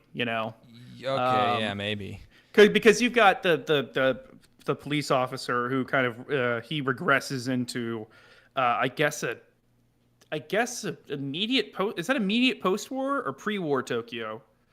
That's a wild post-war. I mean, that's because he post-war? would be, yeah, because he would be, he's not that old. Maybe he's 60 or whatever. Yeah. So Okay. Yeah, again, I'm still processing this stuff, and I bombed through it pretty quickly. So I had not fully put together the cycle element yet. I had not gotten around to trying to analyze that yet. So but I think you're right. Yeah, there's something going on there. So the cops having kind of visions of this old guy, and so he kind of gets put on vacation because he's going a little crazy. He starts going slightly rogue and looking around for people who he thinks are, feeling trapped and cornered, who he thinks Shonen Bat will attack, because that's the commonality in all the cases. So, and then the kid that they captured, who was the copycat, who only attacked 2 of the 4 or 5 victims or whatever, he gets killed by a ghost who they see just skate through a wall. I don't know how he knew to go there. They know to go to the prison somehow, but anyways, and then we sort of see Maniwa, the cop. He has a giant room full of radio equipment. It's probably part of his craziness that he's descending into. And also the dirty cop and his daughter have become like vegetables. They just sort of stare off into space. I don't know if anything happens to them. I think they just kind of become weird nonverbals. I don't know what I mean. Yeah. I guess he's traumatized by her being traumatized, and it's easier for him to just become a vegetable like her and not have to deal with the consequences of his actions and not have to think about it. That's what the whole show's about, I guess, is people Sorta. wanting to regress or The stuff like escapism and many avoidance many of different ways. responsibility, I guess. Yeah. Many different ways of expressing that concept. Yes. Anyway. And then that's the point where we leave all these characters and we just go on a crazy trip. We go on Satoshi Kon's wild ride for a few episodes, and we just kind of start doing stuff. Where's this crazy magic? Where is this stuff happening? This is still episode 7, I think. Oh yeah. There's like a lot of the show until this point. Like there has been some of the weird psychological stuff, but a lot of it has been pretty plain, down to earth, like we were talking about. This is where the imagery starts to get kind of wild. We get the old man doing crazy magic tricks, and this guy's having weird thoughts of him. But then in episode 8, we just start seeing other characters. We have Ben Franklin and this giant Native American looking dude who are. I thought they were gonna run a train on some girl, but it turns out they meet up. They all met on the internet. They were planning on getting run over by a train. Yeah, exactly. There we go. They were planning on meeting up. Turns out the girl they knew from the internet is a child, but they're all meeting up to kill themselves. And this is This is really the apotheosis of what we were talking about, where this is like the darkest thing possible, but this is probably one of the funnier episodes, where it's just these 3 bumbling idiots trying to kill themselves the whole time in silly ways, seemingly almost completely unrelated to any of the rest of the show, and like until the very end, and even then it's only like kind of tangential. But they keep trying to kill themselves. The music underneath this. There's a lot of silly. There's one of the soundtracks. One of the songs sounds like the Peanuts theme. It's like so it's like, imagine that, and they're just like they swallow a shit ton of pills in an abandoned building, and then try to also do carbon monoxide poisoning, but they get interrupted by the building being demolished, and so they leave, and then they try to do a train, but then someone else beats them to the train, and they look at the guy and they're like, I don't want to do that. So then they go to the suicide forest, which is I assume it's something like that. I don't know. It's a suicide forest now. They take like they're like a dysfunctional family going on this mission to kill themselves, and like they go on a road trip. They get on a train and go way into the girl is very excited nowhere. about trains. Yeah, she just wants to go on a train. They're all like having fun the whole time, but they're trying to kill themselves. But then I was like, why they swallowed all those pills? Like, why did that do nothing to them? But then they see the guy get killed by the train, and then he sees the guy walk away all bloodied from the train, but no one else notices him. And I'm like, oh, okay, they're already dead. Then they start interacting with objects, and I was like, I feel like you wouldn't have them do that if they were dead, but yeah, they're definitely dead the whole time. They stay at a hotel, and they do see someone get hit by Shonen Bat, but doesn't really involve them. And another extraneous character detail is the giant dude is gay, I guess. It's just like that's just kind of like snuck in there. Like he has a this is something gay dudes totally do. They have lockets with pictures of each other in the locket. Like, come on, dude. They're all just. I thought you were gonna say like this is something gay dudes totally do, kill themselves. Which I mean, I don't know. I guess they probably do sometimes. I feel like some of them must. Some of them definitely must. Yeah. This is a wild fucking episode. This is insane. It's so bizarre. This is definitely just an idea. Yeah, it's so it's like insanely dark. It doesn't even try to handle the subject matter seriously at all. No. Why is he Ben Franklin? I don't understand what's happening. I think the fact that it does it with such little delicacy is the thing that makes it work. Yeah. You know, yeah, you would never make this episode would be so sad if you did it any other way. It'd be like the most it'd be so fucking miserable to watch this.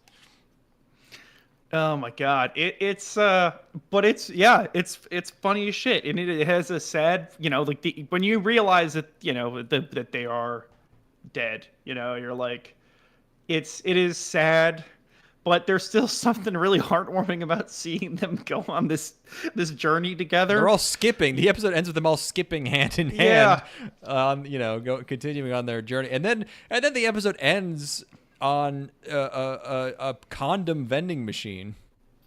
I don't know what the fuck that was about. Yeah, this is pure cone, baby. It's insane. This is you just got coned. Yeah, I sure did. Kevin D says he looks like Mellos from Hashire Mellos. Oh, the character designer for Mellos did key animation for this episode. Oh, okay.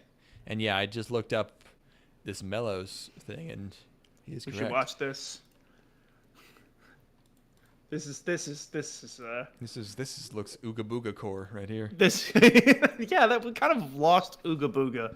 I feel like this is a Christ story. Why is he being crucified? What's going on here? What is this? We're gonna have to find out, buddy. We're gonna have to watch it so we can know. Here. Yeah, this is. I don't even want to read anything about it. I just want to let it rip. I was gonna read the summary, but okay. Going into Mello's Blind. It's probably like 1,000 episodes. Oh, it's a single film that's 107 minutes. Well, it's two. There's a 68-minute one and a 107-minute one. Okay, that's a lot of. Maybe we just watched the first one. You were like, whoa, 2 short films. I don't know. Oh, 107 minutes is actually a full length. Yeah. Yeah, I mean, it's. I only need the Old Testament anyway. I don't really need the New Testament. I like it when in anime there's a character who is just like more Asian than everyone else. Like they'll just be like, all right, well this one's really Asian. Yeah, like we're gonna almond those eyes up real good. This one, so fuck, he's not like us. Yeah, because they make this little girl so goddamn fucking Asian. It's insane. I don't know. She looks like an Avatar: The Last Airbender character. That's what I was gonna say. Yeah. It's the big mouth. It's the crazy spiky hair. Yeah, the eyes are so fucking. She's a step war. She's one of those weird Mongolian foxes. Who look all fucked up. This is amazing television. What a great episode. I was mad. Like, why are we taking this detour? But then the episode was so bizarre that I couldn't really be mad at the end of it. But this is definitely an idea that he just had. That he. Yeah. Like, this is just. In retrospect, this had nothing to do with the rest of the show at all. Oh, it did turn out that the guy they were talking to on the internet forum who was giving everyone advice on how to kill themselves was the copycat, whatever his name was, but the fake Shonen Bat. Still, very, very loose association with the plot of the show. God, even like the dialogue in the chat room is so like cheery and yeah. Yeah, this is insane. Here's how to kill yourself. Yeah. Amazing episode of TV. It kind of the dysfunctional family thing reminded me a little bit of Tokyo Godfathers, which is like not tonally that similar, but I think he likes the sort of kooky weirdos taking care of a kid. Isn't that similar? Type thing? Yeah. People from very different backgrounds who are brought together by circumstance and through similar desires. In this case, the desire to kill yourself. Yes, but then next episode, I was angry again because I was like, "Who are these people and what are we talking about?" But this actually ended up being probably my favorite episode. We see there's all these old bags like gossiping in their apartment in like this courtyard where they live, and they're all sharing Shonen Bat stories because it's becoming like a big story now. And there's a new lady who's it seems a bit younger who's trying to who's talking to the other three, but the other three are like close friends, catty gossip ladies. And so one tells a story about the neighbor's son and you think it's gonna be the whole episode because that's how every episode has been so far.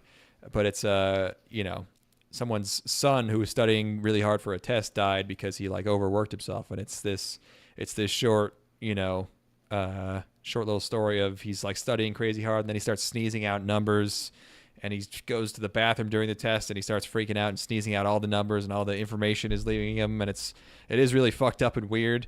And then it ends and you're like, oh, that was the whole thing. And then another lady's like, oh, well, I heard this happen, and we do another one.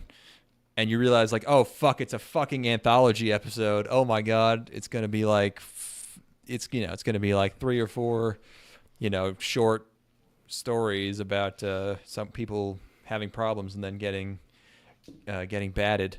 So then there's a lady with a mean mother-in-law, and she's getting kind of bullied by her. And then Shonen Bat shows up at this door and hits the mother-in-law. And then... there's a lady. I like the varying quality between them too. Well, that's where like they feel it. Go ahead. Well, yeah. It's like you're like, okay, it's we're just going through a bunch of short stories now. There's like, and then there's a third one where we talked about earlier where the lady is getting IVF, to get pregnant, and it turns out the interns like put the wrong egg and sperm in her. And it's just like the doctor freaking out, and everyone's freaking out. And then it ends with the ultrasound having a bat. And it didn't even strike me as like that weird because these stories are all so out there. But then it cuts back to all the gossiping ladies, and they're like, "Wait a second, what the fuck are you talking about? That doesn't sound real." Because this is the story that the new lady is telling. Yes. Right. So it cuts back to them, and they're like, "Well, that's not realistic at all. What are you even talking about? How would a baby have that?" And you realize, like, oh fuck, it's like none of this is real. They're just like trying to one up each other. Yeah, they're trying to slot in Shonen Bat into these like other stories, and like. It's so fucking funny when you realize what's happening, where they're all just like completely dismissive of her story, and then they're like, "Oh, but I heard one," and then the next story the lady tells is even worse than the one they all just criticized, and you realize it's just this like this lady pissing contest. Oh fuck yeah! It's cool. So fuck it is. It's one of the funniest things I've ever seen. The one I love is the guy who's stranded on an island, and then Shonen Bat finds him on the island. They keep getting like worse and worse and shorter. Yeah. Where it's like there's one that's like an insanely corny. I don't know actually what story this is. It's a ripoff of something it's supposed to be, but they do a really good job of like animating. Like there's really sparkly eyes, and the tone is so like corny. But it's like the sick girl, and it's it's a romance, and she's like, "I will die when the leaves on that vine all die off," and so he paints a leaf so it'll be permanent. And then Shonen Bat shows up, and they cut back to the ladies, and they're like, "What? Isn't that?" It's the younger lady who's like, "Isn't that a famous story that already exists?" And they're all like, "What?" Anyways, I heard one, and yeah, they just, at first you think, like, they're like bullying her and being mean, but then the stories she tells are like also like really bad, where she kind of deserves it, like the stranded island one. It's just like he's on a stranded island, and then Shonen Bat shows up, and there's an exercise. There's a baseball one, and Shonen Bat's at the plate, and there's an exercise guy who finds street cake and street foods, and then Shonen Bat's trying to feed him food to try and make him fat, and she's just trying out stories at some point. She's just kind of going for broke, and then she like goes back to the new lady goes back to her apartment, and her husband has been attacked by Shonen Bat, and he's bleeding on the floor, and she's like. She doesn't even care. She's just obsessed with getting a good story to impress her friends. And then, holy shit, it zooms out on the apartment complex, and the buildings are shaped like ETC, because the episode's called ETC, like etc., like because it's an anthology. Satoshi, he's done it again. There, you madman. It's pretty fucking good. I loved it so much.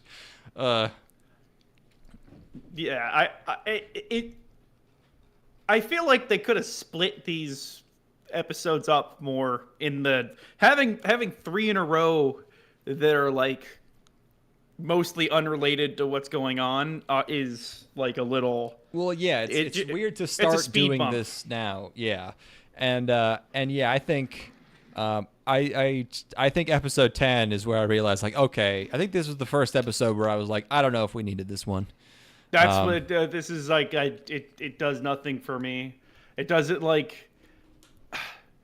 It's just it sounds like one of the stories that one of the ladies would have told. You know, like it doesn't have Yeah. any sort of real thing that puts it over the top. But again, like even if they just alternated, like if there's probably a version of this where you alternate between like main story episodes or like 2 episodes of the main story, then one that's just kind of generic anthology, then 2 more main story, 1 generic anthology, like just kind of split them up more. Or just And- have like you could have the first like 18 minutes of an episode be anthology, and but then you can add like a hook, like okay, now you know one more piece of information, like you cut to the cop and he gets one step farther in the story just to kind of keep you engaged, like to keep things feeling like they're moving, instead of just completely segregating these episodes to just being standalone after we've already had a full 7 episodes with an ongoing plot that was having developments and everything, where no matter how good the episodes are, you have 3 in a row where there's just nothing, there's no progress. And then, but then I mean, imagine if you were watching this as it was airing. Oh, yeah. You have a whole it would month be where it's fucking just- infuriating. Yeah, it's like, oh, nothing again this week. Okay, great episode, Yeah. but I know nothing. It's just don't make it a mystery if you're not going to give me anything, And then also once they jump back to it, like we've progressed so far, and like things have changed so. There's almost like a time skip. Yeah. It's.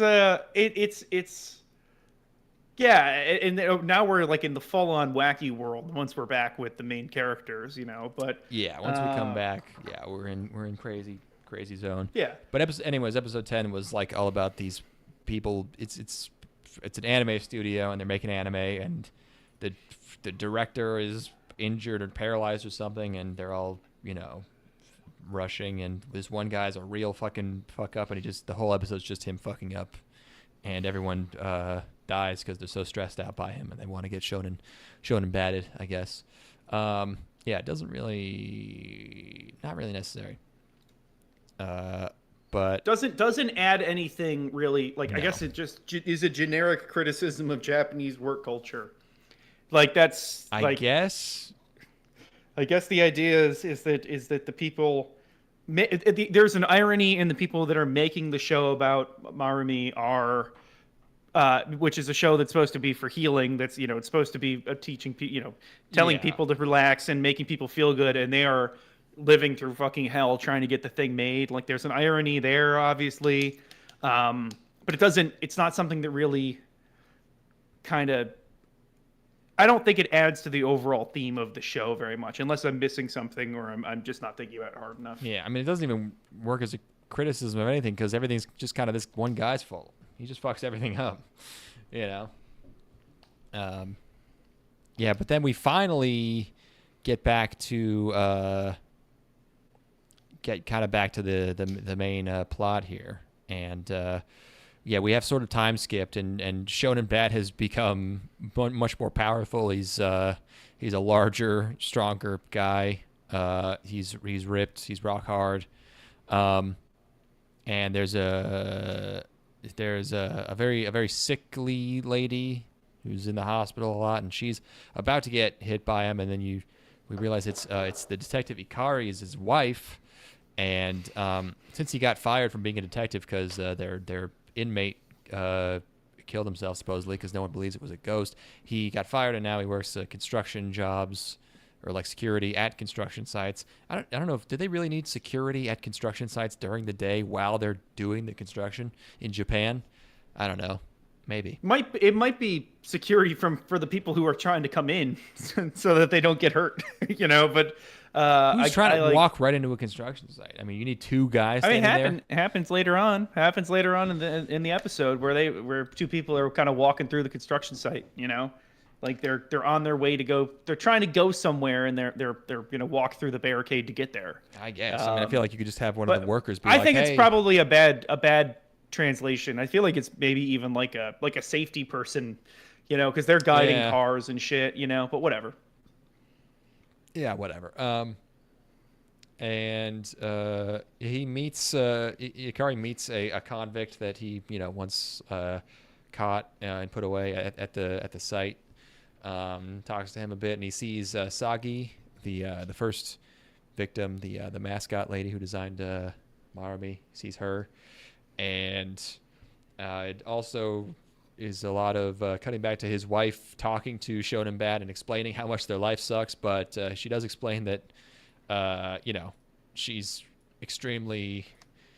been in extremely poor health like her whole life, and Ikari is always like kind of stood by her and is it's kind of like setting up Ikari just being like actually a very good guy. Yeah. To which is helpful. He's something you need to kind of know, I guess, for his for the rest of the show. He's a good. Well, it's man. also like that's just kind of establishing really how Shonen Bat works. Like really just laying it down that Shonen Bat is not going to be effective against somebody who doesn't have anything to really hide from. Because like he Yeah. has totally taken responsibility for his own actions, and he doesn't begrudge his wife. He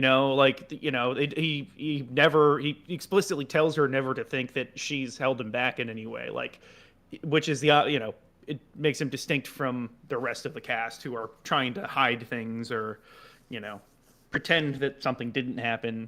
Or trying to escape and not Yes. acknowledging the reality of their situation. Good night, Happy D. Something. Nighty night.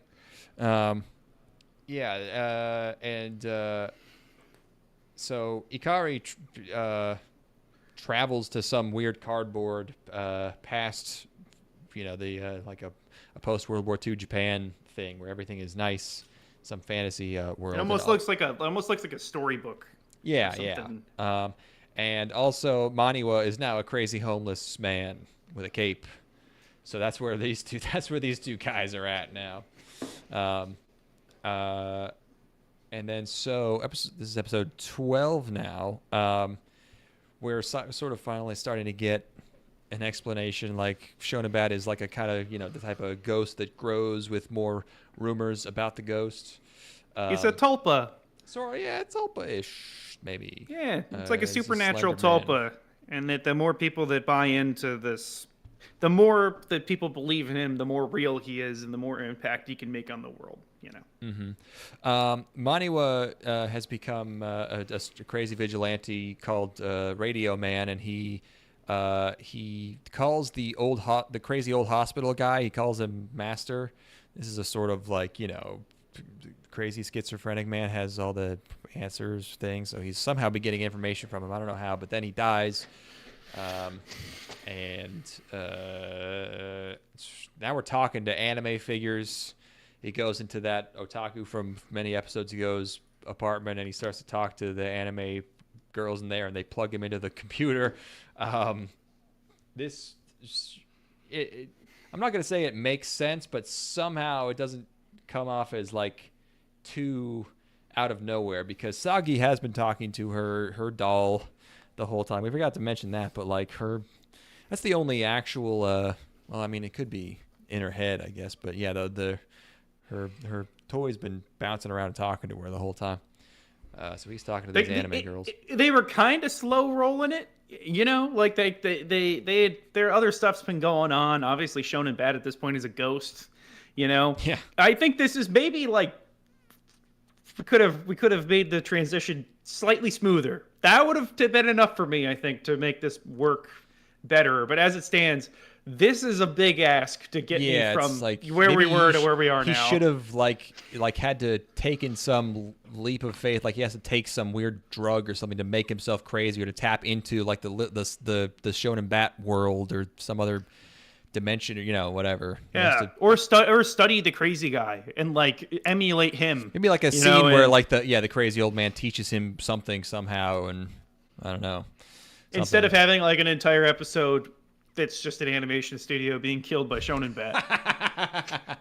Yeah, he just he I don't know, he listened to his ham radio so much that he went crazy and he started talking to anime girls. Yeah, if we just did like a straight swap there, where we swapped Yeah. out that one for like a narrative episode where we That get explains here. how we got here. yeah. Yeah. Rather than just it's not like they shifted the plot around that. We're like, okay, we're gonna they just straight up replaced what would be a narrative explainer episode with bullshit. It's A little bit. curious decision. I guess they're keeping it quirky. Yeah, I mean, yeah. So, somehow we got here.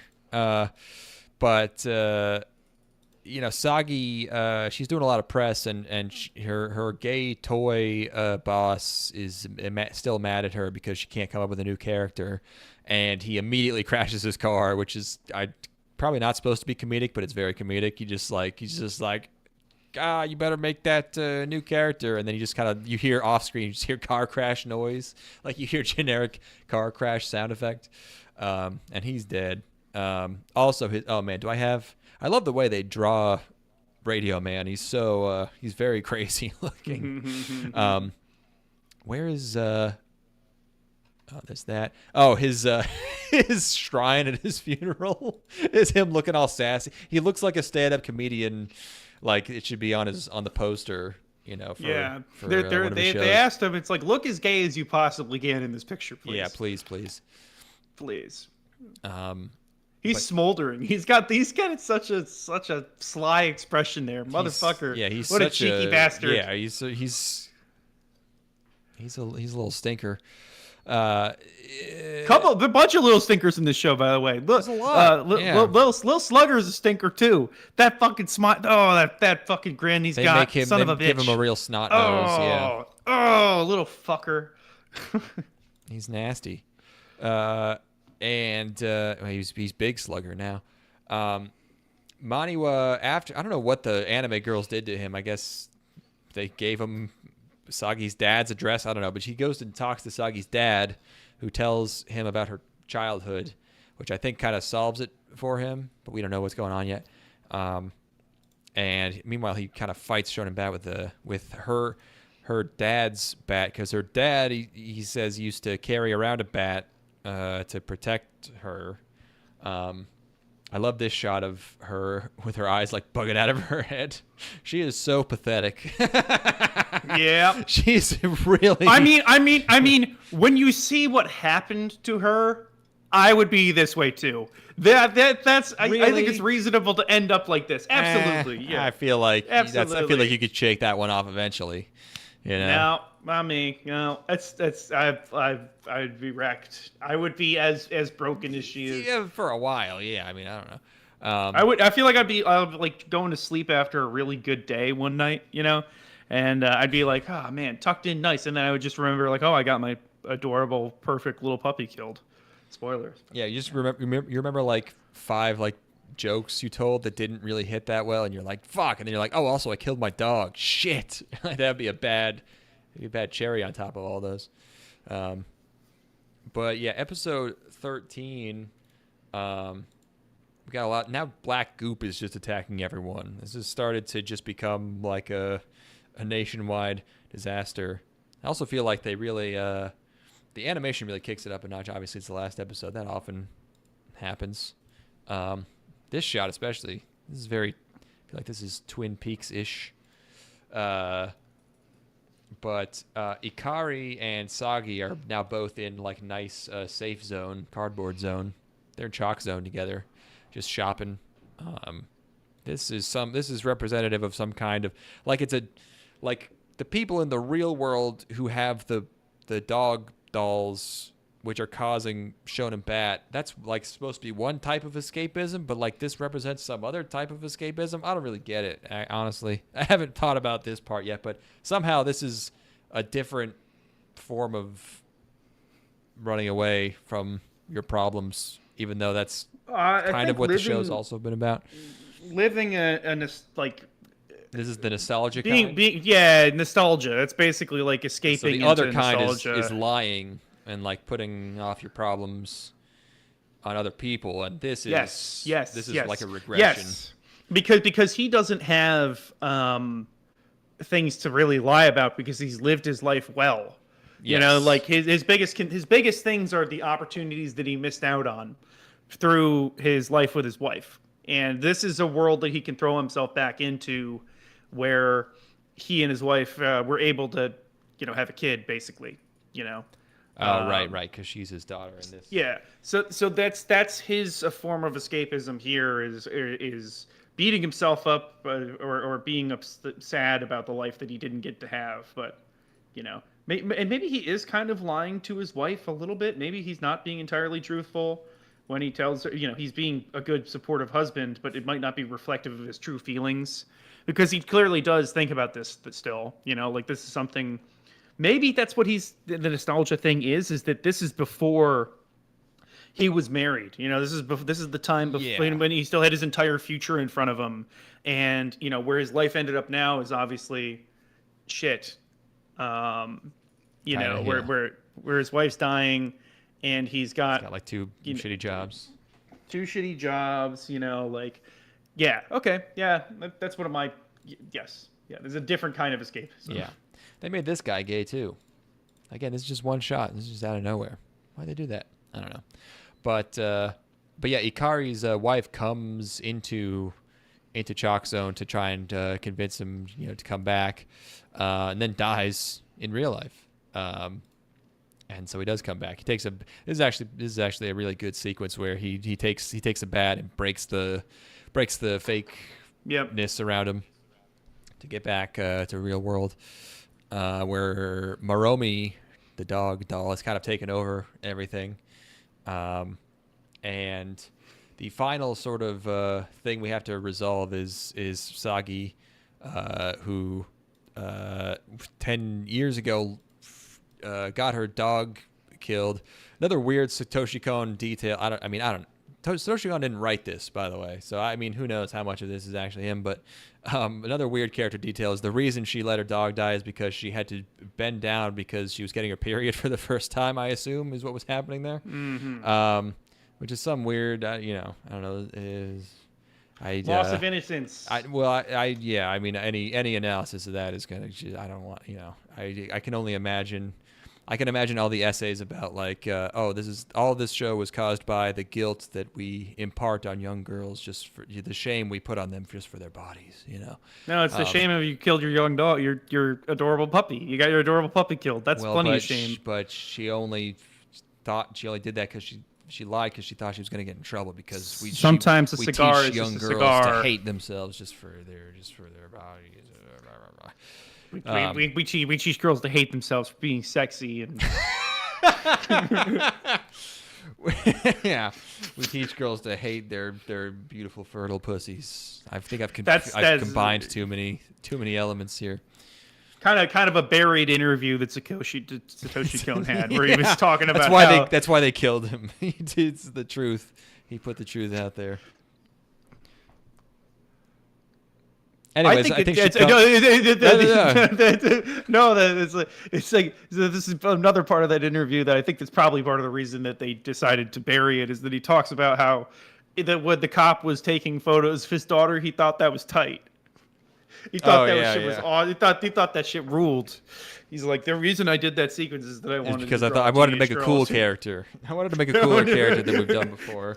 He's a character that I relate to, and that's why I gave him a good ending where he's happy forever and he stares into the sky and he's like having a good his time. Hot daughter. Yeah, he gets to be with his hot daughter forever.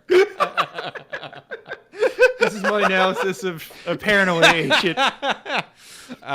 This is my 15-part video essay about Paranoia Agent, where it's about how the teenage girls are hot.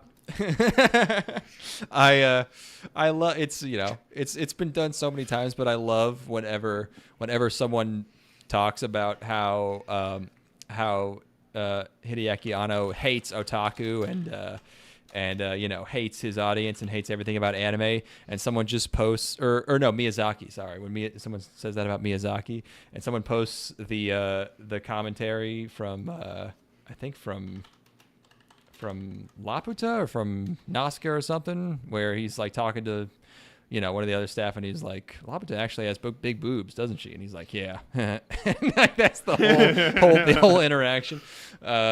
I love that. What Every time it's Hideaki? Are you talking about? Sorry, which director did you say? Miyazaki. Miyazaki. Yeah. But people also say that about Anno. I mean, it's interchangeable. Well, Anno, that's just wrong because he is an otaku. People still to this day will unironically say like Evangelion is about how Anno hates otaku and hates his audience and hates anime and thinks it's all really bad. Anno is the biggest nerd ever. He's a huge turbo dork.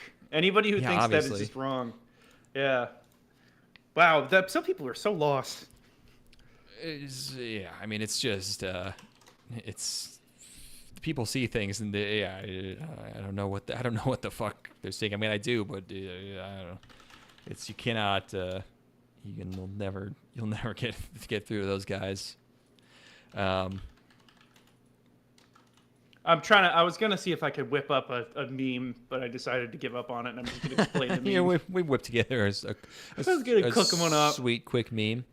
I was gonna cook up the sweet meme that was gonna be the meme of the idea going over a guy's head, and he's like, "Wow," and it's it's him watching Paranoia Agent, and it's like Paranoia Agent is about social memes and about people running away from their past and their traumas, and then the thing that goes over his head is that Paranoia Agent is about teenage girls being hot. What if your daughter was hot? Yeah. What if your daughter was hot? What if your daughter got naked?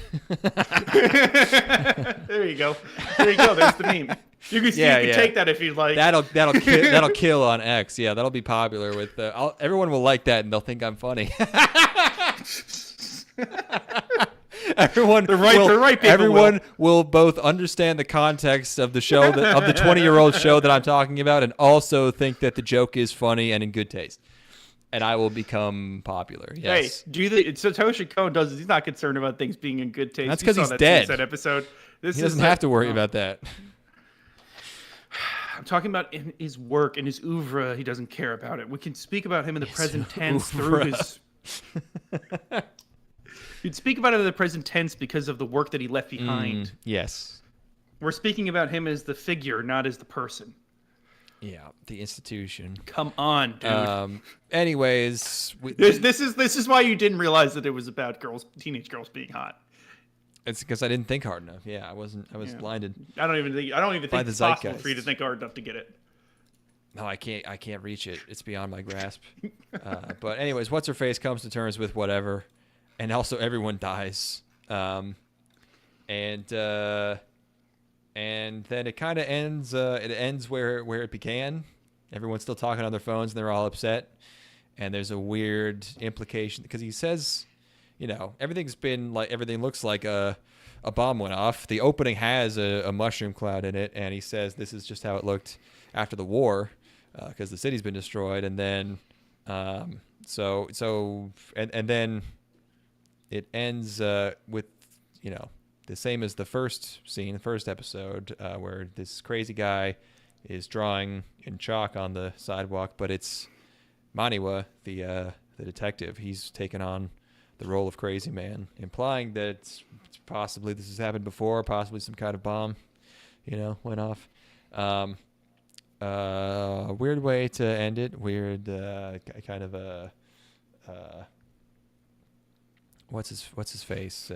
This dog death was very upsetting. It was a really cute dog. Usually they don't show the dead dog. Yeah, another. They really made you look at it. Yeah.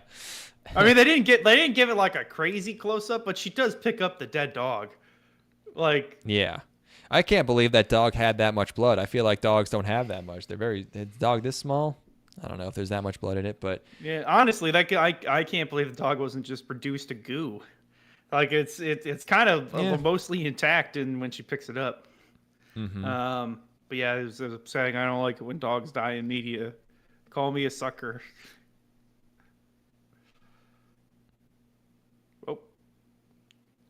Oh, I did didn't lose really you. care. I don't know. No, you didn't really care. You didn't care about the dog dying. I guess I did. I did a normal amount. Yeah.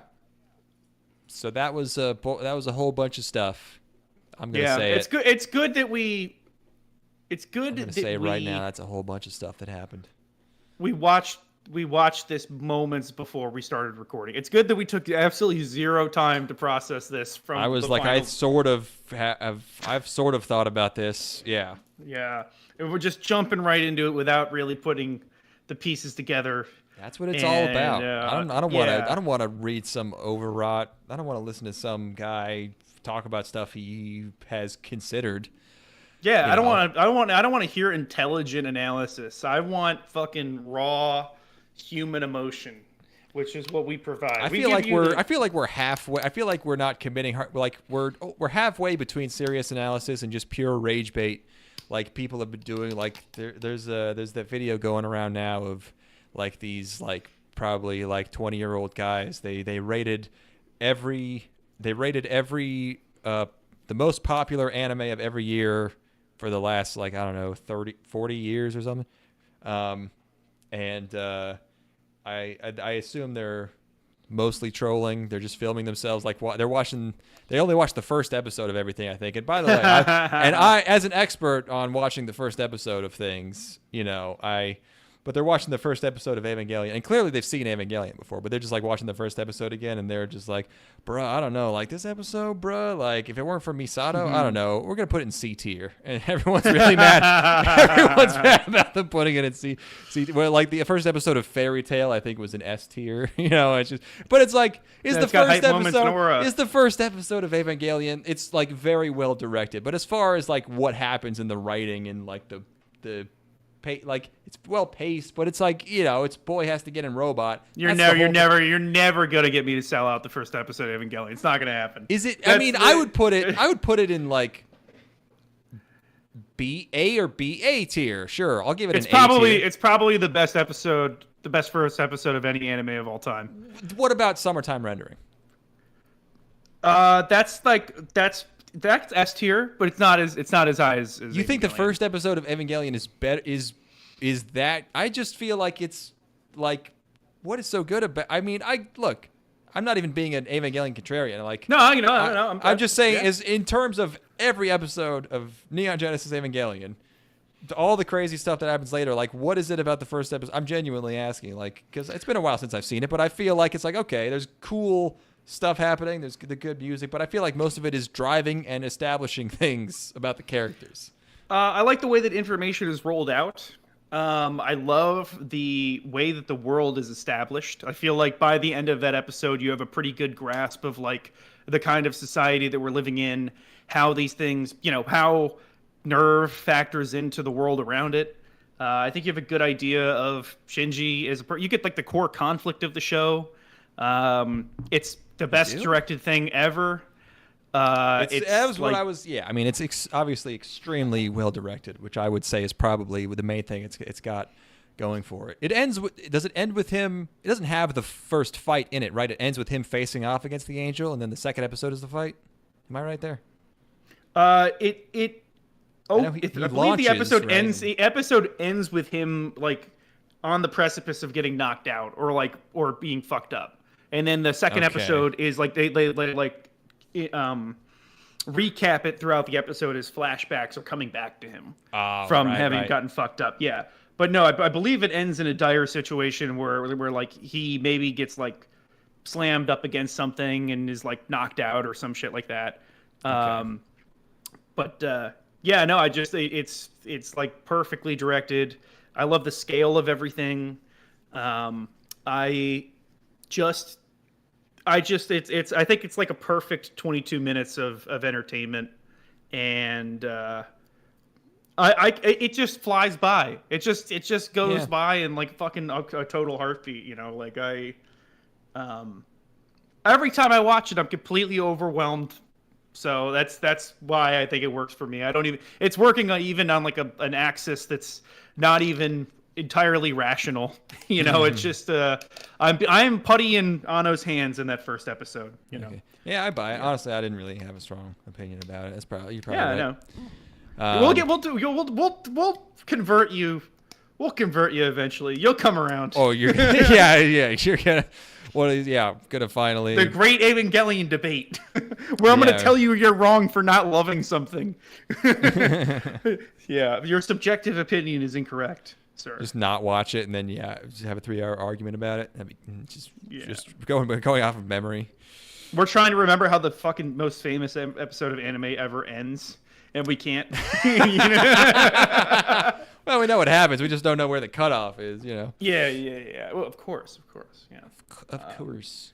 You can't really separate it into episodes. It's 26 episode long experience. It's 26. It's like 24 and then some other stuff experience. Yeah. Well, you got to watch the Death and Rebirth movies, of course. I guess technically I haven't. Yeah. Yeah. Anyway, I don't know. Gotta watch that shaving cream commercial. That's where it really all gets tied together. Yeah, that was. I liked it. It was neat. It had a lot of neat stuff. The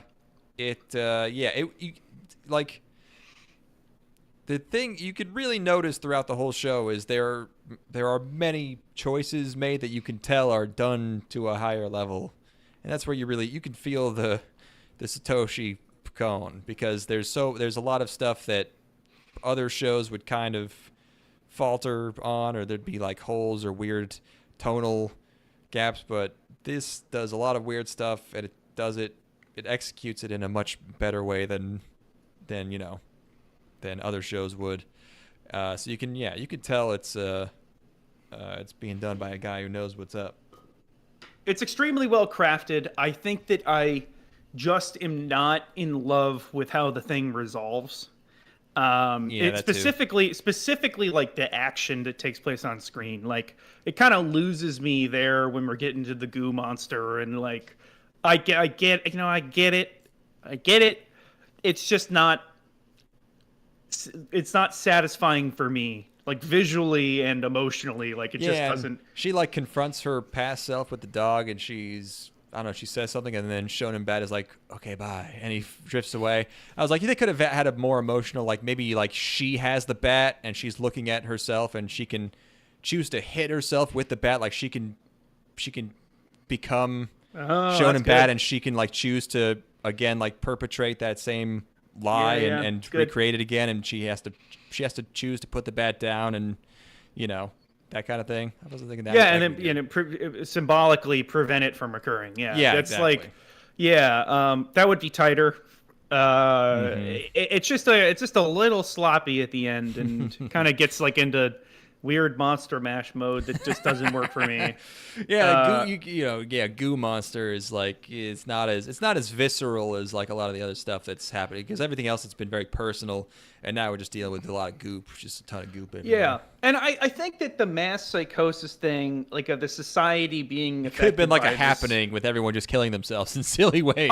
Honestly, straight up. yeah, really. Yeah, it would probably that would have been more satisfying for me. That's kind of what's been happening. Like an entire anime studio just like died. Like it's become a regular occurrence at this point. This is an epidemic in the show.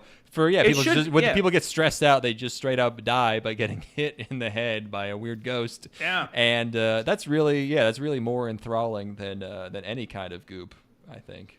Yeah, I think they went for the big blockbuster kind of ending, and it's just not where the strong suit of the show lies. It looks nice. I mean, the animation, last episode really is pretty good. Yeah, it's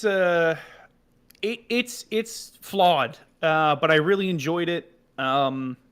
There are some amazing episodes in there. I really loved everything. I loved, honestly, the first 4 episodes are super tight. Like, I really enjoy that formula that they had kind of developed there. And if you just fix some of the pacing problems and tighten up the ending, I think you got, kind of borderline masterpiece. But it's just shy of it for me. It's very good. I would recommend it to people, but it's not the first thing of Cone's I would recommend, for sure. And yeah, I'm glad I watched it, though. We absolutely have to do Paprika now, because I think this is the perfect primer for Paprika, where you have him firing on all fucking cylinders, and not like Perfect Blue, where Perfect Blue isn't kind of, it has crossover with this, but this is way more Paprika than it is Perfect Blue. Right. And I think that, I mean, that movie rocked my world last time I watched it. No, I'm sure that shit's sick as hell. It's bussin'. It's bussin', Yeah, as the as kids say. Yeah. Yeah. But yeah, so I'm glad we did it. Glad we did it. Scratch it off the list. Enjoyed it a lot. Not perfect. Yes. Yeah, not the most exciting or consistent thing I've seen, but it has a ton of good ideas, and it executes a lot of weird, crazy stuff in a way that not a lot of other things could. And the most important part of it is that we had a lot of stuff that we could make funny. This was good. I mean, yeah, this was no. Yeah. I mean, it's weird because a lot of the show is funny. Like I was laughing a lot. Like it actually is genuinely pretty funny a lot of the time. There's and like we said, it there's also a lot of stuff that's really not funny, and it doesn't feel like completely like it's straining to balance those things. So pretty impressive in that regard. Yeah, it's so close. It's I know, yeah. close. Yeah, and like even just talking my way back through it, like I think at the beginning of the episode, the having just finished maybe colored my opinion on the thing overall a little bit. I had some recency bias because I really did love most of this. It's so fucking close to being like perfect for me. But I could see somebody watching this and liking that resolution. Like it's just not to my particular taste, and I've seen him do perfection before. So anyway, what would be a funny thing we could watch next time? You want to watch a funny thing? I want to watch something that we could make funny. Well, easier said than done, my friend. Yeah, I mean, there's,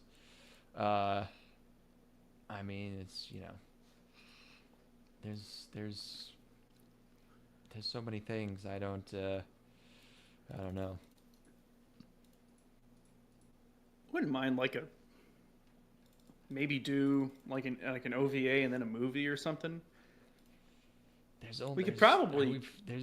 tough to find OVAs. There's just not that many, I mean, there are, but I don't know how to find them. We haven't watched Agent Ica, have we? No. Wait, which one is how's that spelled? AIKA, and the AIK are capitalized. That's not Project I. Is that a different one? That's a different thing. Oh god, this is this looks like some real schlock. Yeah, baby. This is probably terrible. You want to? How long is this? 7 episodes. Oh boy. I want a palate cleanser. I want something stupid. I want some trash. 7 30-minute episodes. Yeah. It's too much. That's too much. It's doable. I don't know. Did I write anything in the notes? Probably bad. I said, all right. Yeah, I mean, I already watched Starship Girl Yamamoto Yoko. I haven't updated this in a while. Yeah, we watched that for sure. Yeah, I don't know. I don't know if we could do this on the podcast. No, that's fine. It's fine. We'll yap it out after this. We got Burn Up, which is just a 50-minute OVA, and as my reason for watching it is a quote that says, Maki, Reimi, and Yuka investigate a white slavery ring. I only realized recently that white slavery just was an old euphemism for sex slavery. It doesn't actually mean white people. Oh, interesting. Which is why, but when you look at the Hays Code, it says you can't portray white slavery, and people are like, oh, of course you can't show white slaves, but it just means you can't show sex slaves, so that's a common misunderstanding. Anyways, we should get some white slavery in here next time, but I think we're done here. Are we done here? I don't know. I mean, what more can we really say? I think we crushed that one. We've done, yeah. We've done it all. Woo! Woo! Nothing Oh else yeah, needs to be baby. said. Slam dunk. I mean, fucking yeah. Just let Yep. the Next, let the we're episode watching speak Slam for- Dunk. We're gonna air that. We'll let that one air out for a little bit. We're watching all 18 seasons of Slam Dunk next. Maybe we just delete this one. Kuroko's, it wasn't even that bad. What are you talking about? No, it wasn't. No, There it was wasn't some that bad. serious analysis in there, and then we had jokes about hot teens. That's all we need, baby. That is. makes an episode. That's That's two of the things that you need. Yeah, we killed it. kind of a little bit of worn territory, though. You know. Yeah, I'm gonna wear out this. Never mind. It's fine. Oh. What? You don't know what I was. You don't know what I was gonna say. No, you're so right. I can't possibly piece together what was gonna. You don't know where I was going. I could go anywhere. I could zig. I could zag. You can't pin him down. He's No, just he's I'm an all over the evasive place. guy. Yeah, weirdly evasive actually. Now that I think about it, weirdly kind of. Well, I'm enigmatic. I don't know. I was gonna make a joke about you being giant-o-matic. I thought you were gonna say you were gonna make a joke about me putting the nig in enig. I don't know. It's, you're always making jokes like that, and I'm fucking sick of it, honestly. That's not really my material. That's more kind of something you would do. No, that's. Yeah, I'm actually pretty sure you said. Yeah, you're always saying I'm shit like that pretty- right before we start. I'm- You clean things up as soon as we start. As soon as I hit Yeah. record, buddy. You're always Yeah, covering your it's- own ass. It's like who the fuck was the guy from? What was the? Oh, I'm not even gonna fucking bother. I was gonna just get me out of here. Give me. I needed to drink next The time. closer Fuck. you get to the light, the better it's going to feel. Well, not necessarily. The better it is just because it is a shorter distance to That get to is the true. light, because you're going to go through bands of light and dark, point. and you'll go from places that are better to places that are worse, and places that are better and places that That's are worse, but you'll be true. closer to the edge of the contaminated zone. You'll be closer to being out of it. That's And into a true. space where truth and true love, which is calling each other into our greatness, That's where truth true. and true love prevail. Somebody's asking, what did we learn? And what we learned is that we need to start with the trees before we get to the grasses, because apparently the grasses think the trees are cool, and the trees don't apparently think the grasses are cool. And when we started with the trees and then worked with the grasses took it on and spread. And here when we tried to start with the grasses, they didn't think it was cool, and they said basically, I don't want to do it. You can't make me. So we have to start where there's opening for engaging in the practices that are actually wonderful, solve all problems, and feel great, and start with the coolness aspects of it. Work with coolness. If we ignore that, it doesn't work, That's true. unfortunately. Daily